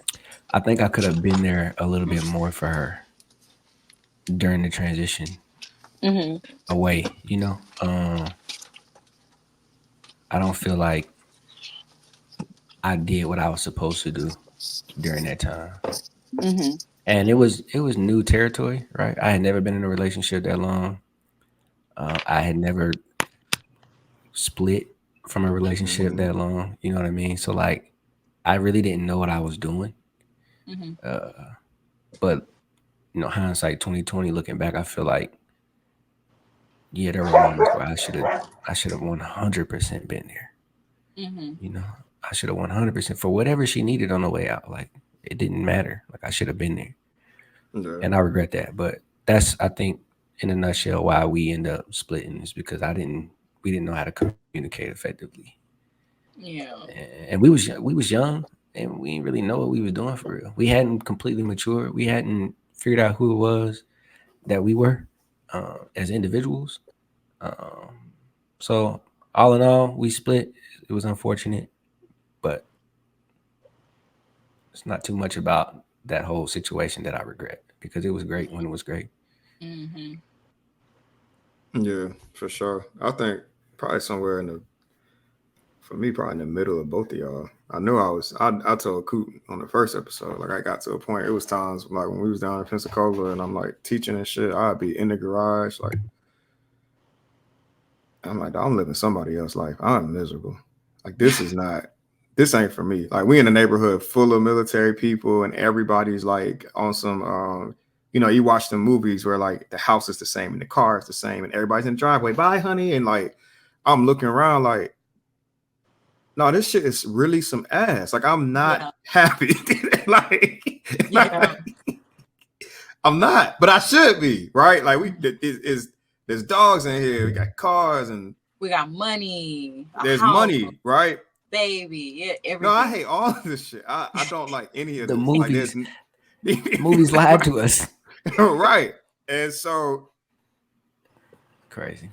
and the things that I'm attached to that I find interesting and the people I look up to and the things that motivate me, I'm like, dog, it's got to be a way to get out there. That's how it felt. Like it's got to be a way to get over there. And not even from like a sense of jealousy or a lack of contentment or anything like that. It's just like I don't like this. Even if it's Mm-hmm. hard, I want to struggle over there. I do not want to struggle here. I don't want to fight for my existence, my identity, for my relationship. I don't want to have to struggle to travel because we always live in these shit locations. Like I do not want to look at all of these things that you can actually plan to not have to go through. You can build a whole life where you don't have to actually go through many of these things based on your decision. I want the things that's hard about life to come unexpectedly, not the things that I'm just continually to attach myself to that I don't actually have to do. I don't have to be here. There's so many people doing so many different things. And so to Lacia's points, like I personally can't do this anymore. And obviously there it takes two. So now we can't both drive the boat. Only we can't both drive the boat because we're going in two different directions. I cannot go where you're going. I've been there already. I'm there now. And to come out here, it is different because everybody out here who's living a life adjacent to the comforts that we know in the military, they working for that shit. They working for it. And so Mm-hmm. we can't both drive. So you got that part of it, and then you got the stuff that like what Coop was touching on, the relationship aspect of it, where it's like, okay, yeah, my communication style ain't for most, and I have to work on that every second of every day. I Mm-hmm. get irritated easily, and I don't. I struggle with holding my tongue a lot, just in general. It's hard for me to separate the things that enter my mind from what ends up coming out my mouth, because it's all true, it's all genuine, and I don't really care how anybody feels about it. Unfortunately, when you talking about in a relationship, you close proximity to somebody, that's unfair and cruel, and something that has to be addressed. Now, talking to like other people, niggas and leadership and all that type of stuff, different. Obviously, the person that you care about the most shouldn't have to go through that. So that's Right. like just a failure of my own, whatever we were talking about earlier with Draymond. Like, I just have to work on it every day. Like I'll be having to write shit down. I'll be having to take deep breaths, count to 10. I do a whole lot of stuff now that I didn't do before, just to like It ain't separate easy. myself from all the things that I feel or all the things that I see, because I don't let nothing go and I don't let nothing Mm-hmm. pass me either. Everything getting called out. So I suck. I think I over communicated and not in the best way, not that's easy to be received. And then it just takes a lot to make it go. It takes a lot to make it go every day. It takes a lot to um one, to be with somebody is a choice, because you don't have to do that. Mm-hmm. And the only thing I know now that I obviously didn't know then, and what I look for, like I'm glad I have it, but then what I would always look for is like, can you find your honeymoon again? Because it shouldn't ever leave. It shouldn't, but And it can go away, like it can die down, and you can have seasons where things aren't great, but do you, for me, I'm like, as you go through things, do you ever, like, how often can you and this person find whatever brought y'all to each other again, and does it feel the same? And like, what is the practice to make that possible? Because everything's going to come and knock you one way or the other. It's almost like finding your center again.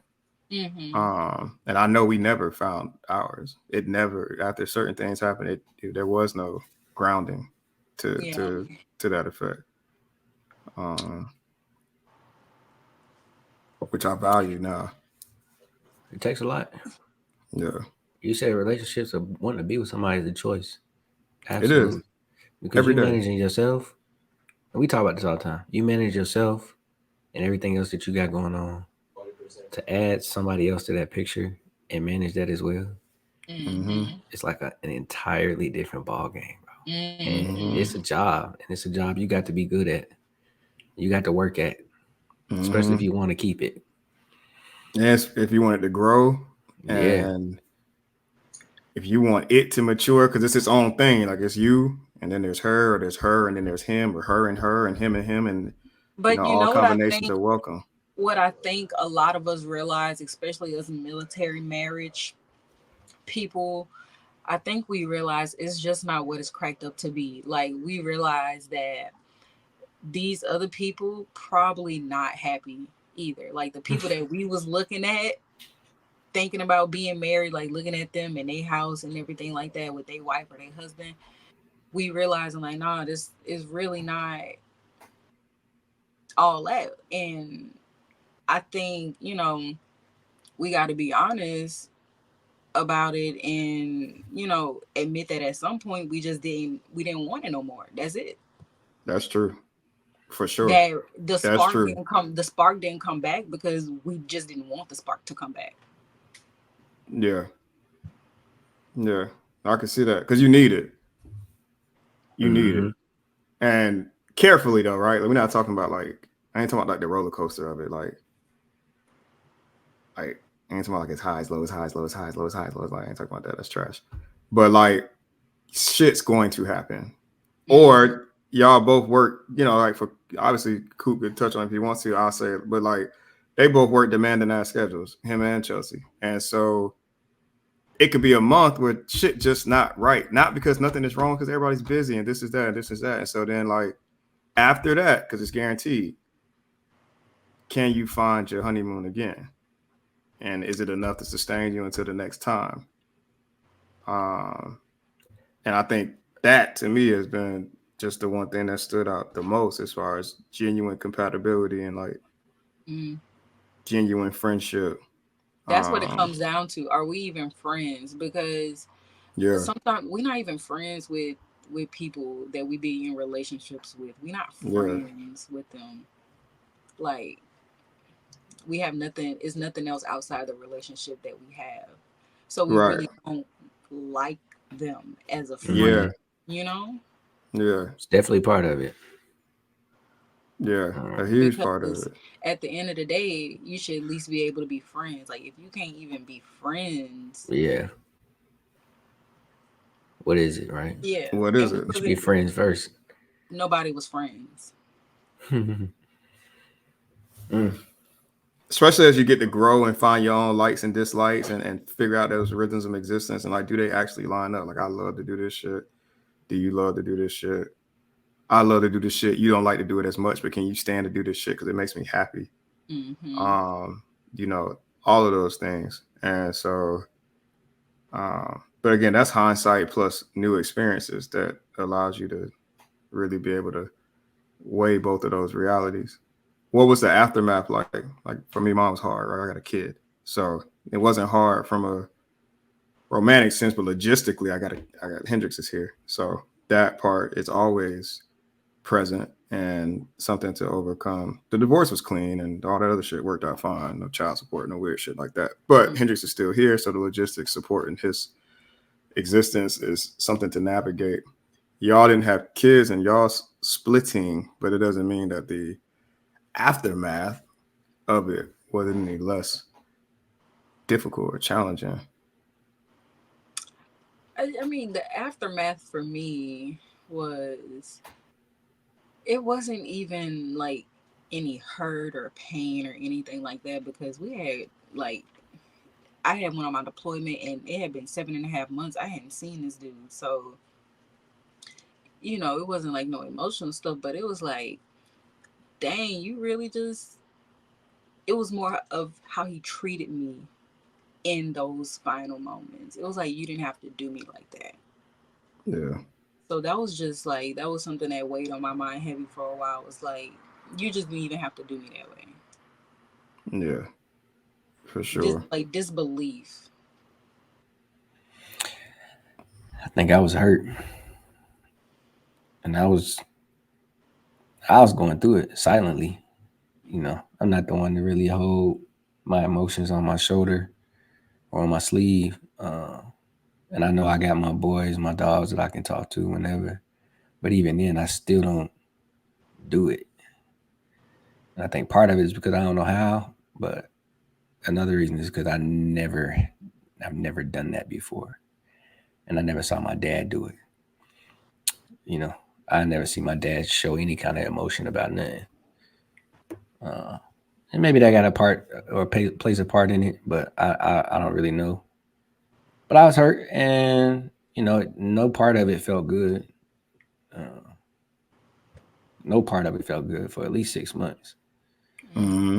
Uh, but nothing lasts forever. And, I end up getting better. Uh, I met Chelsea, and things have been great. It's been almost 3 years. Me and Chelsea been together now, and that's kind of hard to fathom because it happened so fast. Mm, Mm-hmm. Like we just looked up and was like, "Yo, it's been 3 years." crazy.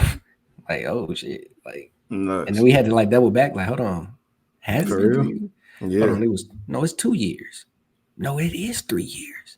So Yeah. it's like one of them situations, and I think that's just a testament to how good things have been. Uh, I mean, obviously we got our ups and downs and shit. The schedule is crazy. We don't have a whole lot of time to spend Mm, with our current schedules, but I think within our plan and what we have to plan in store, like for the future, this time period is necessary. Uh, and it's only so we can save a bunch of money and eventually on the other end of it, when I PCS or we move somewhere else or I get out, that we got a nice little chunk of bread that we can sit on and make moves from there. mm-hmm. Uh, but it's been extremely fun uh, since then. But I will say that the split, that first initial moment, that first initial like 5 6 months was rough.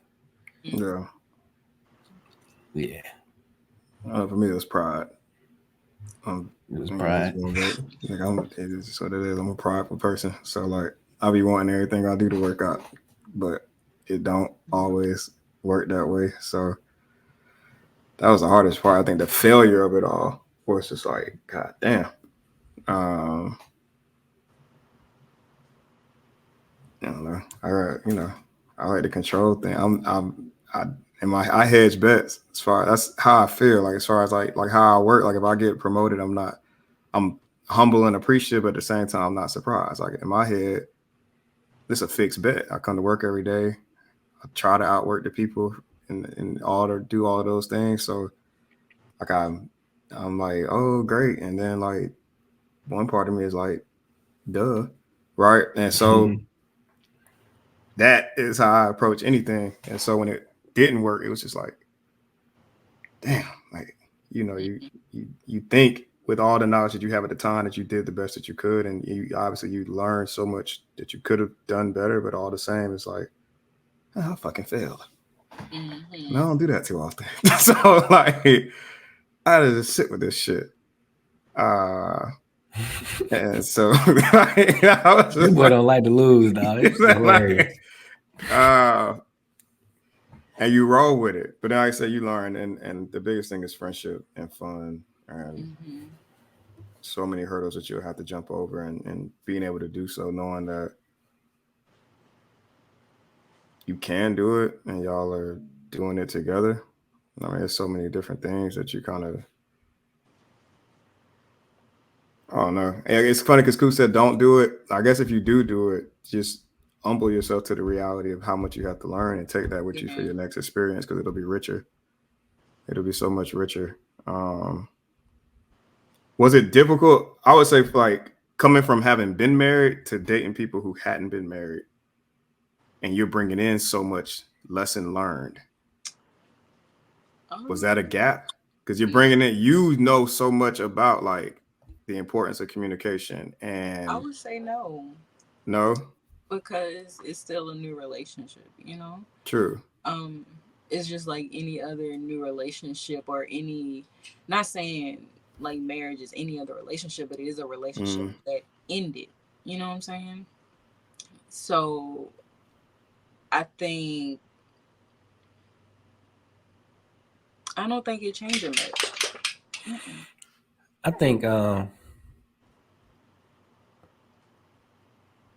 it didn't change much. It just helped me realize that, and this is even for people who haven't been married, you can listen, or just anyone who's planning to get into a relationship with anybody. Like you got to understand that you yourself as an individual, that's its own entity. When you go Yeah. into a relationship with somebody, that's its own entity in its own in itself. You feel me? So like you 21, 22, you've had all of them years to learn you. And you still got learning to do. But when you add that extra entity, like you come together with somebody, it becomes its own entity and you have to learn it and y'all starting fresh. Yeah. Yeah. And that takes a lot of growth and a lot of compromise and a lot of just learning each other all over. Like you starting fresh. And if you ain't got that mindset when you going into the relationship, I all bets think are off, bro. I think marriage like might make you more serious when it comes to like dating people and like your time being wasted, or like how you allocate your time on people. I feel like that's what marriage does. Like it makes you contemplate things more seriously. Like things aren't just because, you know what I'm saying? Right. It's Yeah. like, what we doing? Mm-hmm. Right. And Because you've seen it. That's what I said. Because you've right, seen it. Like it's new. It's new, and it's you from ground zero. You're underground zero. You got to build up to that point and then go from there. But it's just like there's a part of it that's like, hey, I've seen this. I felt this. I know right, this. Yeah. And it helps you decide what you're not gonna do this time.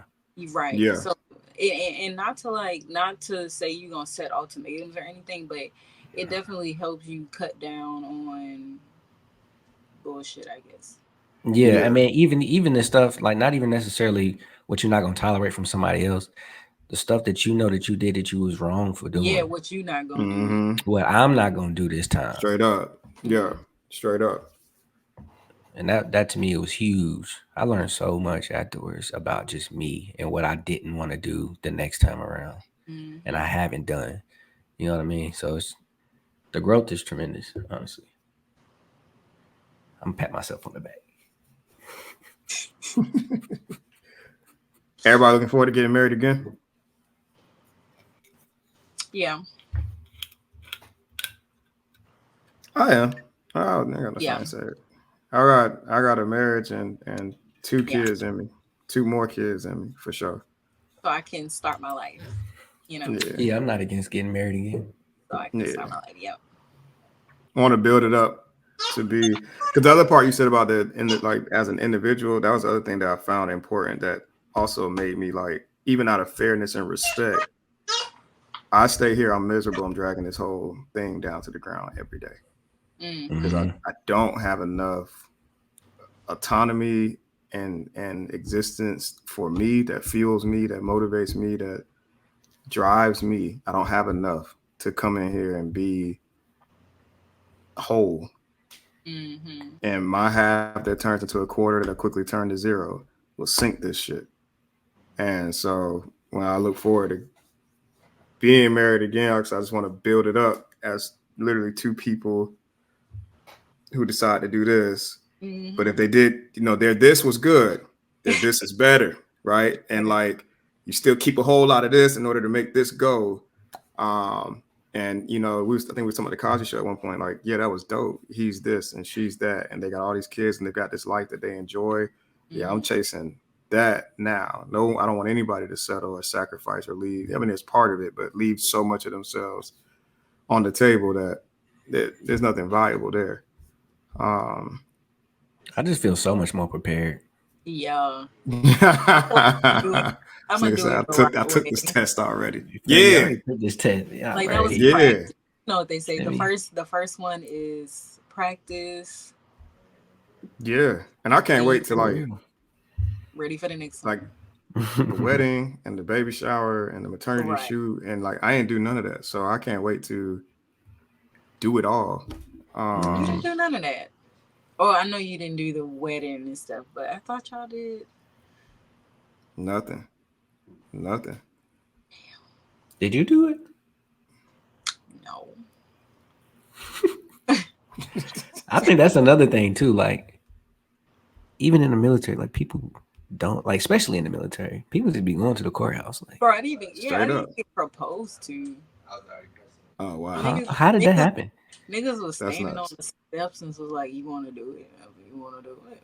Let's go Tuesday." And they That's said, some shit, young we can nigga go shit down there right right now. Right. It was real. Like you shouldn't do it. Like you just. I knew I wasn't supposed to do it. Yeah. So, Alasha, what you doing now? What's new? Because you're not in the military no more. What are you doing? I'm not in the military. How long has it been? 2 years. Whoa. On Shit. April 8th made 2 years. Yeah. Yes. And I've been really busy since I got out. I have not, like, I literally got out and hit the ground running. I say for like the first 4-6 months, I was kind of down on my luck. But after that, I've been on my shit. I'm in nursing school. Okay. That's why I was talking about the graduation in December. So I'll be graduating nursing school in December. Oh my God. We got to be there. Oh, no doubt. Yes. Come So on. I just been doing that, working in a hospital, working psych behavioral health, which I love, like mental health, like the military. I think the military definitely turned me on to how important mental health is and how big of a need it is, especially in our community. But that's what I've been doing so far, just working and going to school. No, that's incredible. Almost Military done. definitely made me appreciate what a real 9 to 5 is like, as far as like enjoying it, right? Because you go to work every single day. So like actually enjoying that or enjoying the people you work with and then coming home and enjoying that. And like, so, like I said, it's not that pendulum swinging so aggressively Yeah. every time you do something. What's something that, as a part of your nursing school and just the people that you're around, like what's something that you feel like you took for granted from one professional setting to the next? What did I take for granted? That's hard to say, y'all. Ooh. I'll give you a freebie. Technology. I took for granted what it was like to go to work, or like I now go to work and the computers work and the software is like this and everything is like fluid. Oh, ooh. You did just give me free. Okay. So I've been doing my clinicals at the VA, at the VA, the Biloxi VA, and they use all government systems.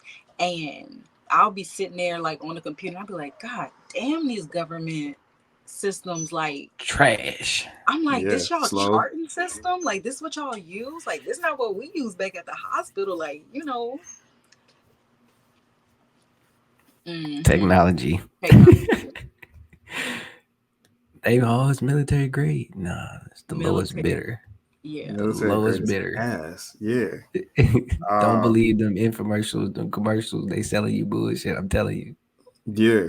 That was the biggest thing that stood out to me right away. They always ask me like, what could be better? I'm like, y'all don't know where I come from. Like, everything here is fine. It's fine. I don't think y'all should fix a single thing. Okay. I could tell y'all about some shit that don't work. This is not what doesn't work. Communication is better, it's faster, it's Mm-hmm. streamlined, files, resource management. I mean, HR, the fluidity of it all, IT, being able to reach out like, hey, bro, this ain't working. Swoop, whoop, swapped it out. It's done. Like, They get it done. it's crazy.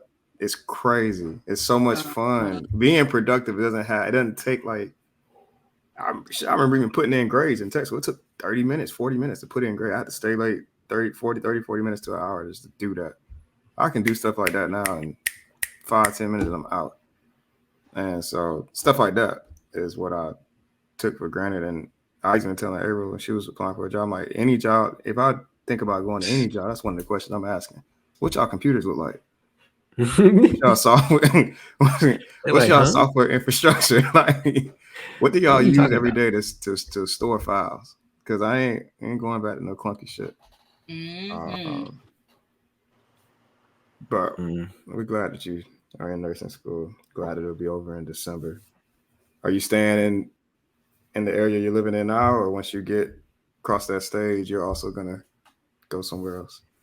Well, I already have a job lined up at the hospital that I work at now. Okay, Oh, let's Yeah. go. So for at least like the next year, I'll be staying here and working, and then after that, honestly, I want to start working on my bachelor's.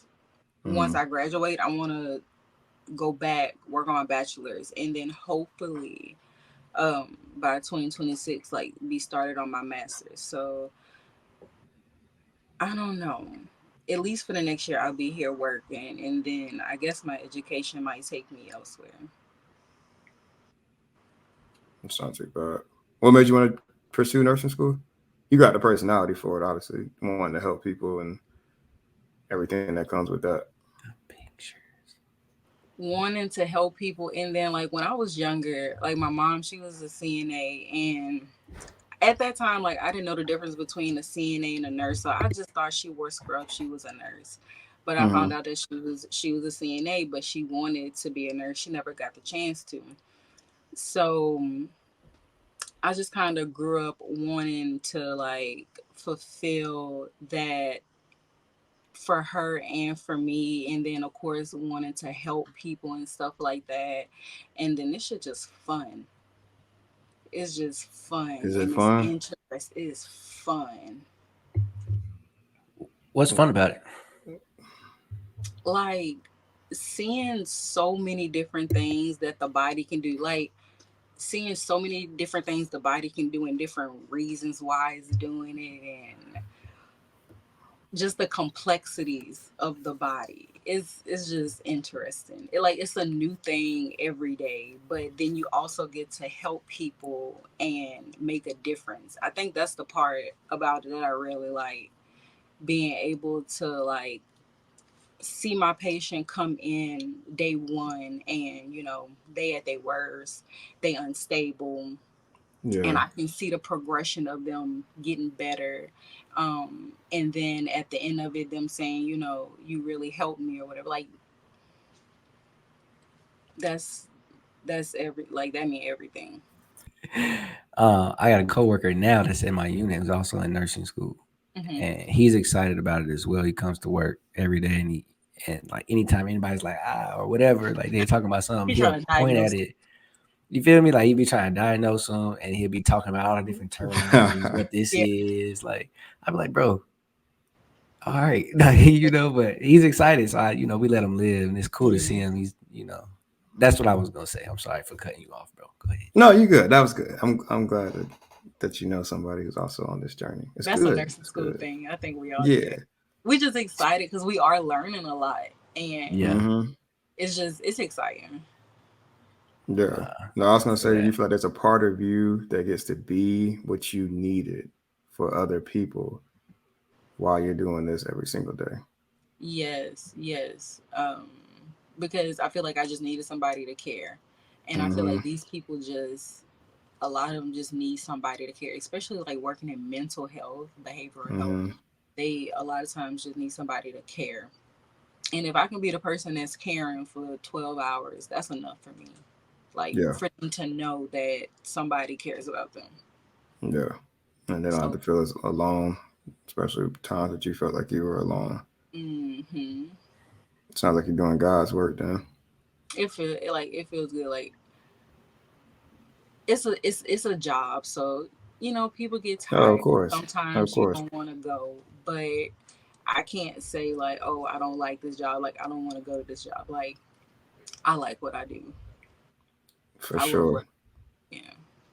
That's good. That's That's good. good. I think that's a good point to transition out of because we've been through it all. Yeah. We got a new Yeah, segment that we do before we let people get out of here though. we I do. don't know what we're gonna call it yet. Right now it's just Coops this or that, but we might find something more clever Yeah, I don't really like that as name. time goes on. Huh? We had to come up with something else for sure. I don't really, listen, it's something we try and do. It's like a question and answer type thing, right? Okay. Um, the last episode was the first time we had ever done it. So what we're gonna do is present it to you as well. And it's kind of Okay. catered and tailored to you or the Mm-hmm. individual. Okay. But all you got to do is pick whatever the slide is. Different slides, different meanings, different whatever, different Okay. tasks. You just pick something and then go for it. If you want to talk about it, feel free. Okay. Okay, so you ready? Yeah. All right. Let's see here. All right. So in order, you got to put them in order: Nickelodeon, Disney Channel, Cartoon Network. Okay. Disney Channel, 100%. Dis- Cartoon Network, then Nickelodeon. Damn, Then that's crazy. Nickelodeon. Disney Crazy. gotta go first. And What's like what's that's the the only order that makes sense. Okay, so if that's the absolute, what's the best? Like, what shows was you watching on Disney Channel? That's So Raven, Sweet Life of Zach and Cody, fucking Lizzie McGuire. Like Drake and Josh. You know what? That wasn't no Disney, that nigga. was on Nickelodeon. That That was was on on Nickelodeon. Nickelodeon. Yeah. But My I bad. was a Disney Channel. Like I was crazy about Raven Simone. So like Cheetah Girls, like Lizzie McGuire movie, like Yeah, yeah. Henry, what you doing? Trying to figure out what other shows were on Nickelodeon because I would put Nickelodeon first. So I was looking up. You got Cat Dog, Rocket Power, Drake and Josh. Right. If you zoom in, can you zoom in? Yeah, you can't put Nickelodeon first. I mean, they had some good shows, but Cartoon Network, So Bro, it's Cartoon really Network hard. Cowardly didn't have. Dog, Ed, and Eddie, Billy and Mandy, Dexter. Like, what are you It's talking really about? hard. See, I felt like The Disney Powerpuff had Girls. the better live action joints to me, when you talk about Lizzie McGuire, you talk about Sweet Life Zack and Cody, you talk about That's So Raven, right? And then the movies that went along with all of those. Obviously, Cartoon Network specialized in cartoons. They didn't really have a live action element to their offering, and so like I picked Nickelodeon because they really had A mixture. both. Both. They You know what had I'm bangers saying? Like too, they like had Jimmy some Neutron. bangers of some cartoons that would have made Yes, it they on did, Cartoon bro. Network, and then you talk about Drake and Josh and iCarly, that shit that would have Heaters. on some welterweight shit would have held his own on Ooh, Disney yeah, Channel. So like I feel like for sure. Nickelodeon, even though that documentary just dropped and aired a whole bunch of dirty shit that was going on behind the scenes, which is fucking terrible. I feel like Nickelodeon really, in a Now, nostalgic And sense, then was Nick at solid. Night too. Then you Nickelodeon had Nick at Night. have all that. Y'all remember that show? All that. Yeah. That was like Yeah. the core of that tragedy that is aired. Nick It's really bad. I don't know if anybody's seen it, but it'll make you uncomfortable. It's bad. Yeah. Nickelodeon is number one for me. Okay.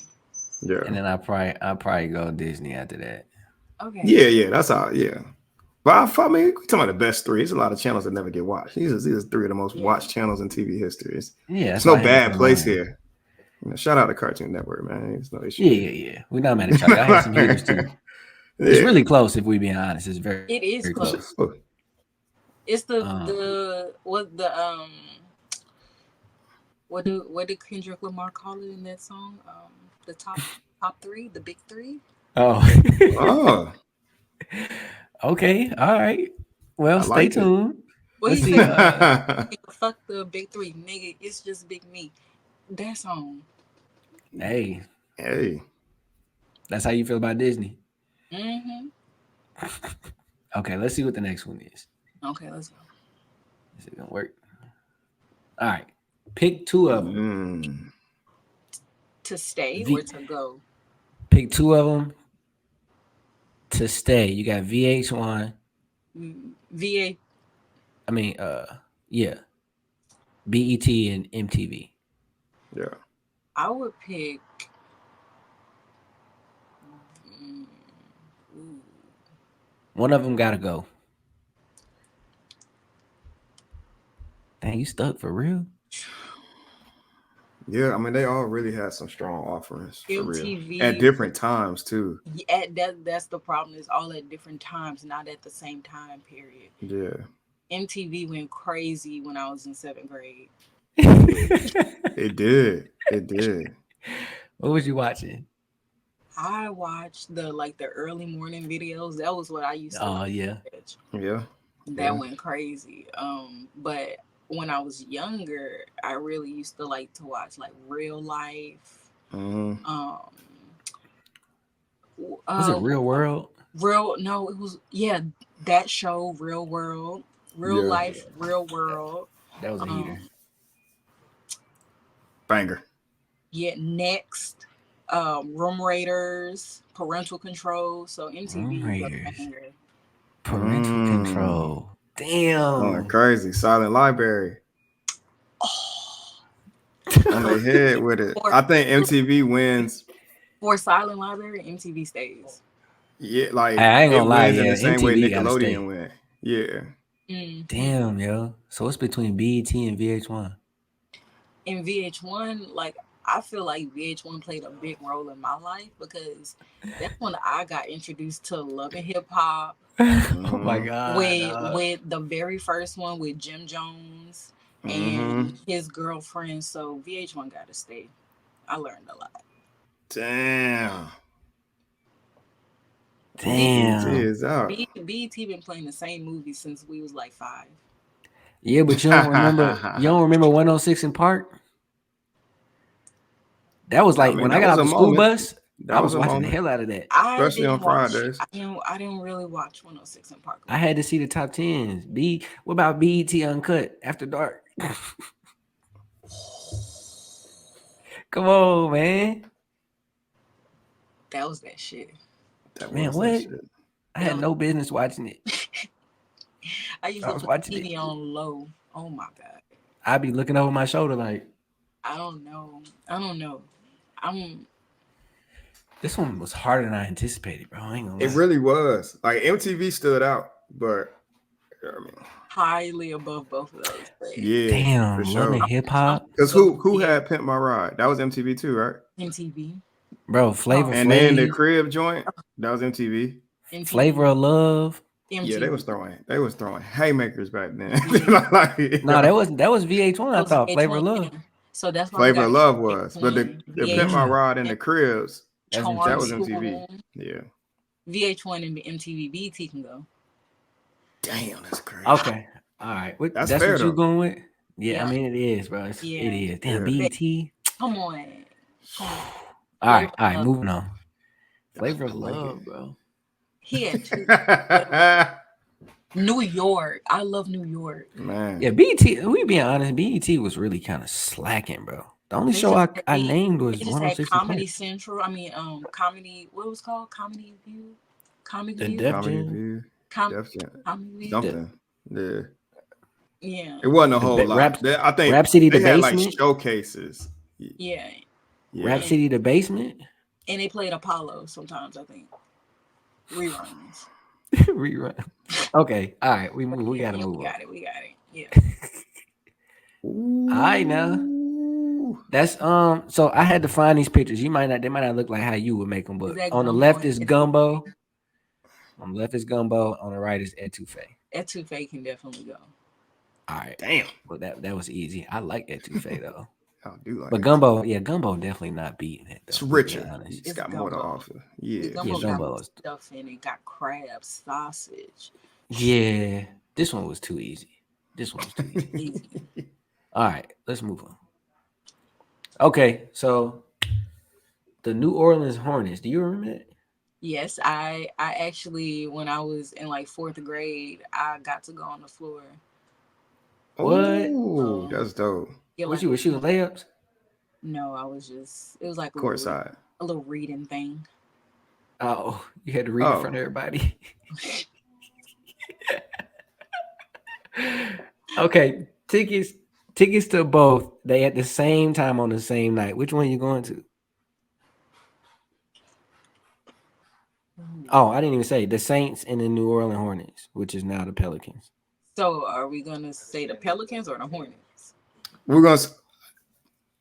Well, we So I pulled out the figured you, Hornets. yeah, out of Yeah, respect for the fact that you grew up in the area. So I felt like yeah. there got to be some nostalgia attached to that. But I like in that. essence, if you, I guess culturally, because I asked this question to people who live in cities like Chicago that live in New York, where you got like the Giants and the Knicks, and then you got the Bulls and the Bears. So like Right. personally, which one would you go to? And then like culturally, which one means more to the city? I have to imagine the Hornets and Katrina is a whole thing. But I think I would prefer to go to the Hornets game because I've been to the Pelicans games and I like them. I think they're pretty fun, exciting. okay. Okay. I like watching the men play. And then Alrighty. Right. it's Right. not. Okay. And then we have the Saints, and then obviously the Saints is more of a cultural thing. I mean, it's the Saints, Right. you know. Right. Okay. But I've never been to a football game, so Wow. You know the Oh, Super man, Bowl's you gotta happening go down there then. this year. I plan Football on games is crazy. The Super Bowl's in New Orleans this year. Yeah. Last year's Super Bowl tickets was $9,000 for the going to nosebleeds. the Super Bowl We just got to game. be in the area, brother. Going to the Super Bowl game is We'll watch this probably shit at next to home. impossible. So Yeah, no doubt. No doubt. I'm not even gonna Yeah. drive that way around that time of the year. I'm not going. And it's no. Let's see. Okay, you got to delete one. I'm sorry if I'm screaming into this mic. Tyler Perry, Medea's Family Reunion, or Martin Lawrence, Big Mama's House. I delete Big Mama's House. Yeah. Tyler Perry Family Reunion can't go nowhere. The play or the movie. Yeah. No. That shit is a Play go staple, ain't it? crazy. Man, what? Everybody. I remember the. Listen, I had the bootleg Everybody discs. had it on bootleg. Everybody had on bootleg, bro. The Straight from the play too. barbershop. All of it. Straight from the barbershop. So yeah, we're gonna go ahead. Oh, you got that? Like, It was amazing. It was amazing. yeah. Yeah, Big Mama Work of House. art. Damn, Big Mama House good too though. It was cold though. Great It's not concept. Medea's though. It's not Medea's family. Nah. And then the Yeah, movie was good too. that shit changed the game for him, didn't it? He went Yeah. He was dumb. gone. He went dumb He after went that. dumb. We watched Tyler Perry shit all the time. I don't know if it's an Atlanta thing, but she watched Tyler Perry. Her and her mama watched Tyler Perry. They watched that shit like Didn't he make faithfully. Greenleaf? Didn't he do Greenleaf? I think he had a producer credit, but that was Oprah's, yeah. But that run that he went on playing Oh my movie God. is some of the He had best shit that's ever happened in Hollywood. It's He had I a couldn't chokehold. believe It was a Man, chokehold on the on the whole Yeah. community. I couldn't believe watching them as an adult. Cause I thought they were funny then, but like as I've been watching them as an adult, it's like, no, this is incredible cinema. You're Like, and I don't know what he's doing now. Recently, he's just been awful. But back then, Yeah. straight You ain't crack. like the new movie with Kelly Rowland? I didn't. I didn't watch that. Nah. I mean, I think didn't it was like it at all. two attractive people. I think people like watching that, but the movie itself was awful. Yeah, it was. And every movie he makes lately is awful. I don't know what's happening.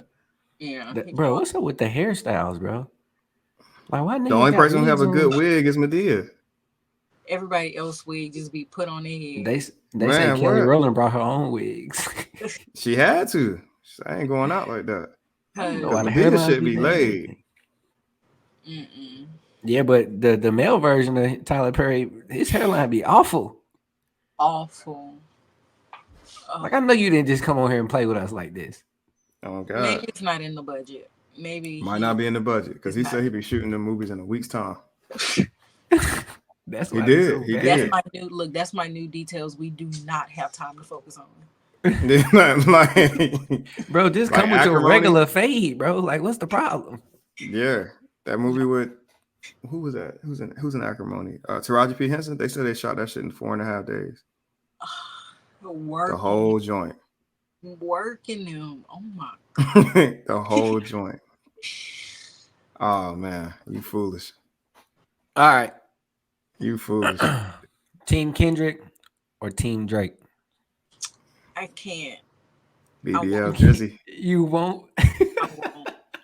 You won't pick? I can't. That's crazy. Okay, tell us why you can't pick. Okay, if I have to pick,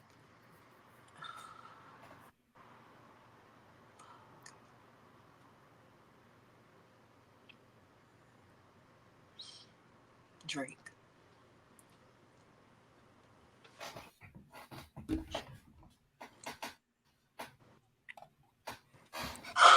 I think Henry is on that same boat.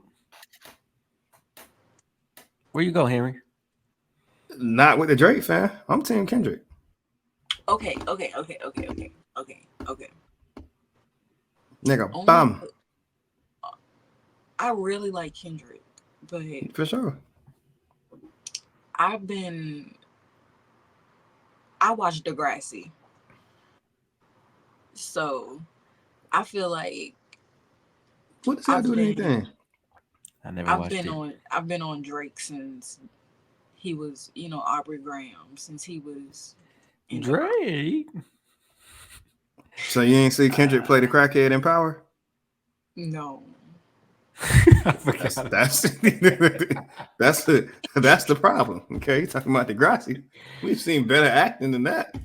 I forgot about It's just so it's so nostalgic, like. Wow. But they are both amazing. They both have a place in my heart, especially Kendrick.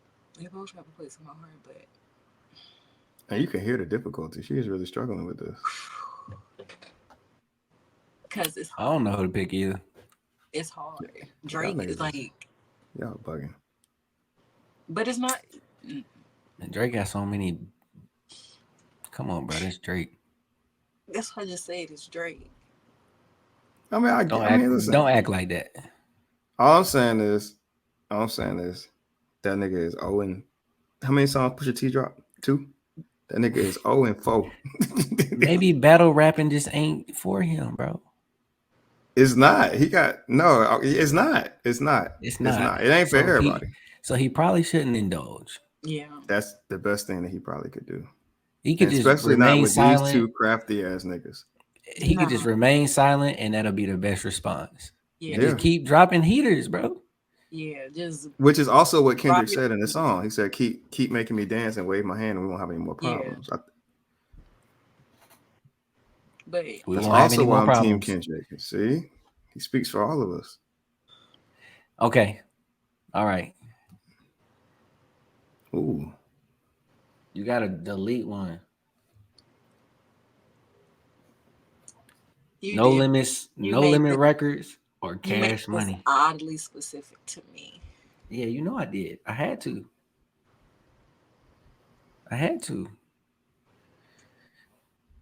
No limit soldiers, or no limit records, and Cash Money records. No limit can go. No limit can't go. Can. Oh, it can. Okay. Yeah. I'll take Damn. it. That's tough. tough. That's tough. I'm not saying you picked the wrong one. One, because everybody has their own opinion. Two, because right is right and wrong is wrong. So I do agree that I do think Cash Money is the winner, but it is tough. That is tough, dog. They definitely some pillars. I think they paved the way, but Cash Money definitely they laid the blueprint for others to come and do better. I think. Yeah. And Cash Money to me, I think did a little bit better. Yeah. Cancel one.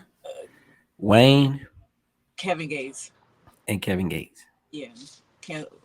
Cancel Kevin Gates. This one was easy. Is that strictly music while you're saying that, or is it Kevin Gates as a whole? Is it the fact that he charges cars with his hands, or it's a weird nigga. I like Kevin Gates. No, I like Kevin Gates, but yeah. I mean, this was a no-brainer. No brainer. It was. Okay. It was. It's all right. Brainer. Maid or chef for life? Chef. I'm a better cook than I am a cleaner. Ooh. Wait. So she. Wait, what'd you pick again? A chef. You'd rather have a chef for life, or you? Oh, I thought that was if I would rather be one. Oh no! Sorry. No. Which one would you rather have? Because you can cook. A maid. You'd rather have a maid. Yeah. Because people don't know. That's something we didn't get to touch on. Is how well Alasha can cook. So I was like, I wonder. Yeah. Like me, I'm at the point. I damn near want both. That baked man, I haven't made that baked ziti in so long. Dog, that baked ziti used to get me in trouble. Man, Change your life. That baked ziti. Listen, I really used to get in trouble behind the baked ziti, dog. Wait, which you talking about? Because you. Yeah. Right. When me and Jalen was together. Oh, I thought you was talking about. No. Because y'all know. Well, Jalen had tried to make it one time. Oh, hell no. I thought you was talking about your stomach. No. Coop got a sensitive stomach, y'all. I do too. It's okay, Coop. Yeah. Damn, like I didn't know cheese that and was your dairy and business stuff. to tell. What, did you got a sensitive stomach? Yeah, nigga. You look like okay, we're not gonna do this. All right. Anyway. It wasn't even meant to be an insult, man. Baked ziti got a lot of cheese in it. The cheese and the milks be fucking me up. All right. I can't fuck with the dairy, okay? Everybody know now. My stomach can't handle it. He not gonna put a banner up of that. He put everything else up. No, I'm not. You know why? That's the beauty of having control of what's going on. Wow. Nah, but the baked ziti though, shit was crazy. fire. And the lasagna. Oh man, I came by y'all and made birria tacos. I made birria tacos in DC and in Florida. They didn't come out right in DC, but in Florida, man, what? Jalen didn't have good pans to fry in. So I got the good pans. The little stuff matters. Them tacos went crazy. Them tacos, oh. They're so involved, but worth the effort. Yeah. But yeah, Okay. maid. Definitely a maid. I think this is the last one. Okay. Ooh. Ooh. I mean, I know the answer to this, but or do I? 1,000% easily, quite easily. New Orleans bounce. Not even a thought. I saw New Orleans bounce and just picked it before you put go go music. You know, didn't even. You know how to do the New Orleans bounce? You be dancing to the New Orleans bounce music? No, no. Okay. I didn't think so. I'm just, Do y'all remember me being a good dancer? I mean, I said I didn't.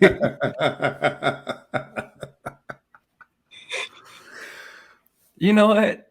To come not think about it, no, not not at not all. not once. Not ever. When Um describing me, have y'all ever said, Laisha, the one that can dance? hell no. So I wasn't Mm-mm. gonna say it, I like, Nope. yeah, no. but you were so enthusiastic about New Orleans bounce. I mean, obviously you're from New Orleans, and it's gonna beat go-go music, but I just figured maybe you might do a little bit of dancing. I thought you'd Mm-mm. at least thought about it. Go-go music has a place in this world too. It's really good. Yeah. No. It's cool music, but I mean, put up against New Every Orleans. time I hear it, I'd be like, man, turn this shit off, please. No. I'm dead serious, dog. That shit not move me at all. Kind of pisses me off. They be having that shit so loud. I mean, out there they do it so much. You turn on any random Yeah. street corner and it's like a whole little Yes. niggas beating on buckets out there. But I'm over it. I'm over it. yeah, I could see that. I think I hear it so seldom that I appreciate it when it comes up Yeah. for sure. Okay. So I think that was the last one. Um, That was good, brother. We got a title to segment. It was good. I don't know what we're gonna call it. I don't know. We're gonna figure it out. Maybe we let the people listening figure it out. Oh, Laisha, what you think we should call it? You know, it gotta be an eye grabber. It gotta be something like when they look at right, it. That's how it right. goes. Yeah. Mm, we gonna Make the figure it out. We're gonna figure it um out. put like mm, what kind of titles y'all be doing? For the episodes or For just the like for that episodes, segment? Yeah. uh, Um, I mean, we I don't know. We do a lot of we take shit that we like in culture and kind of remix it and flip it type of shit. Oh. yeah, we try to stay pretty genuine and like fluid with that. Like we're not sticking to nothing crazy. We just kind Things of that we cater it like, try to toward show it. Yeah. what the episode was about and like how we can relate it to the community or just society. Oh. Hmm. I don't know. Maybe something about resiliency sounds so having the word resilient in there sounds. She's want to put the title of her episode. Oh, for your episode. Yeah. That's what we was Oh, Hmm. talking about. okay. Yeah. Resiliency? You I thought we can, was talking about yeah. something else. I thought that's what we was talking about. No, we was talking about the segment that we just did. Yeah, the this or that. Oh. Right. But uh so do you want to name this episode? What would you like to name this episode? Oh. Resiliency?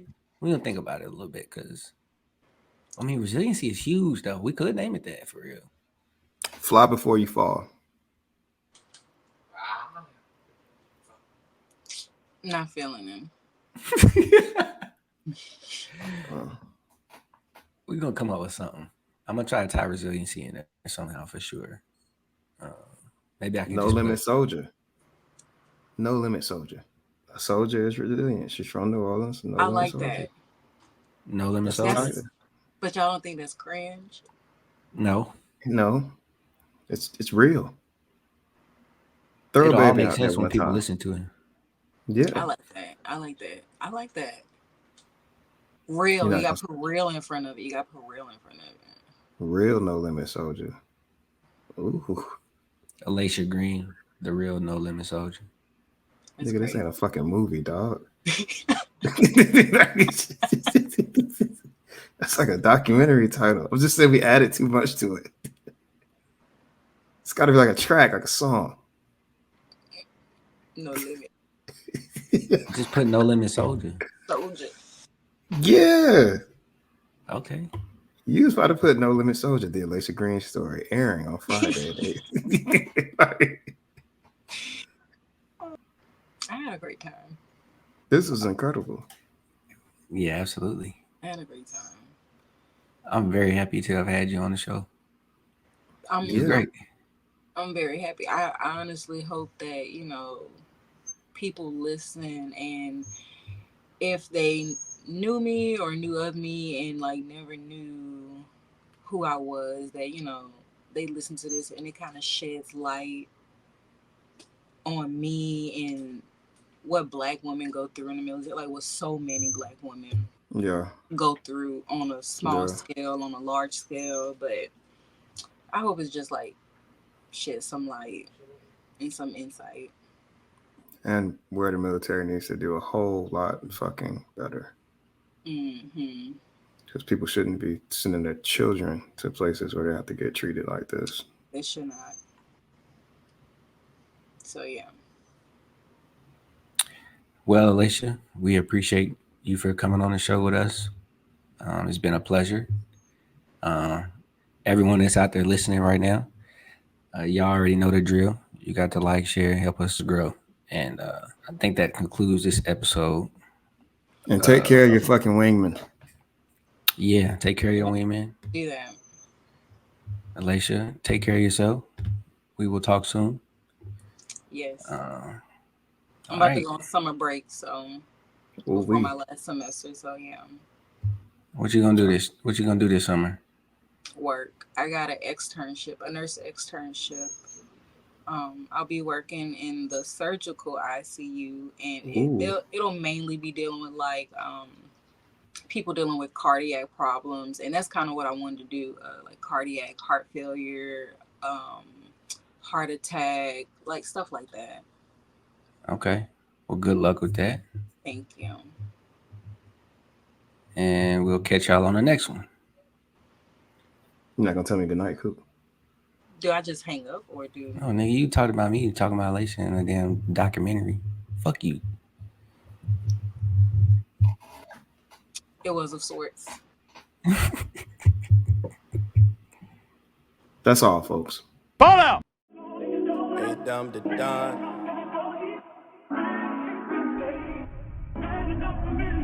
I've been trying to learn from the true masters while showing white master no mercy. I can hear the ancestors saying reimburse me. Laying of the juice, all you see these bitches not worthy. Hard on the pressure, I to start bench pressing. Queen hella heavy, gotta watch where you stepping. Smoking on the gifts, got blended for my crew. Trying to keep this rap shit in my front view. See what I see, then you know it ain't right. Some hustle harder, make these niggas think twice. We all do this rap shit in some kind of nice. Most in denial, cause it's really ain't their life. Most gon' wither by the side like tide. Either way they go, make it move.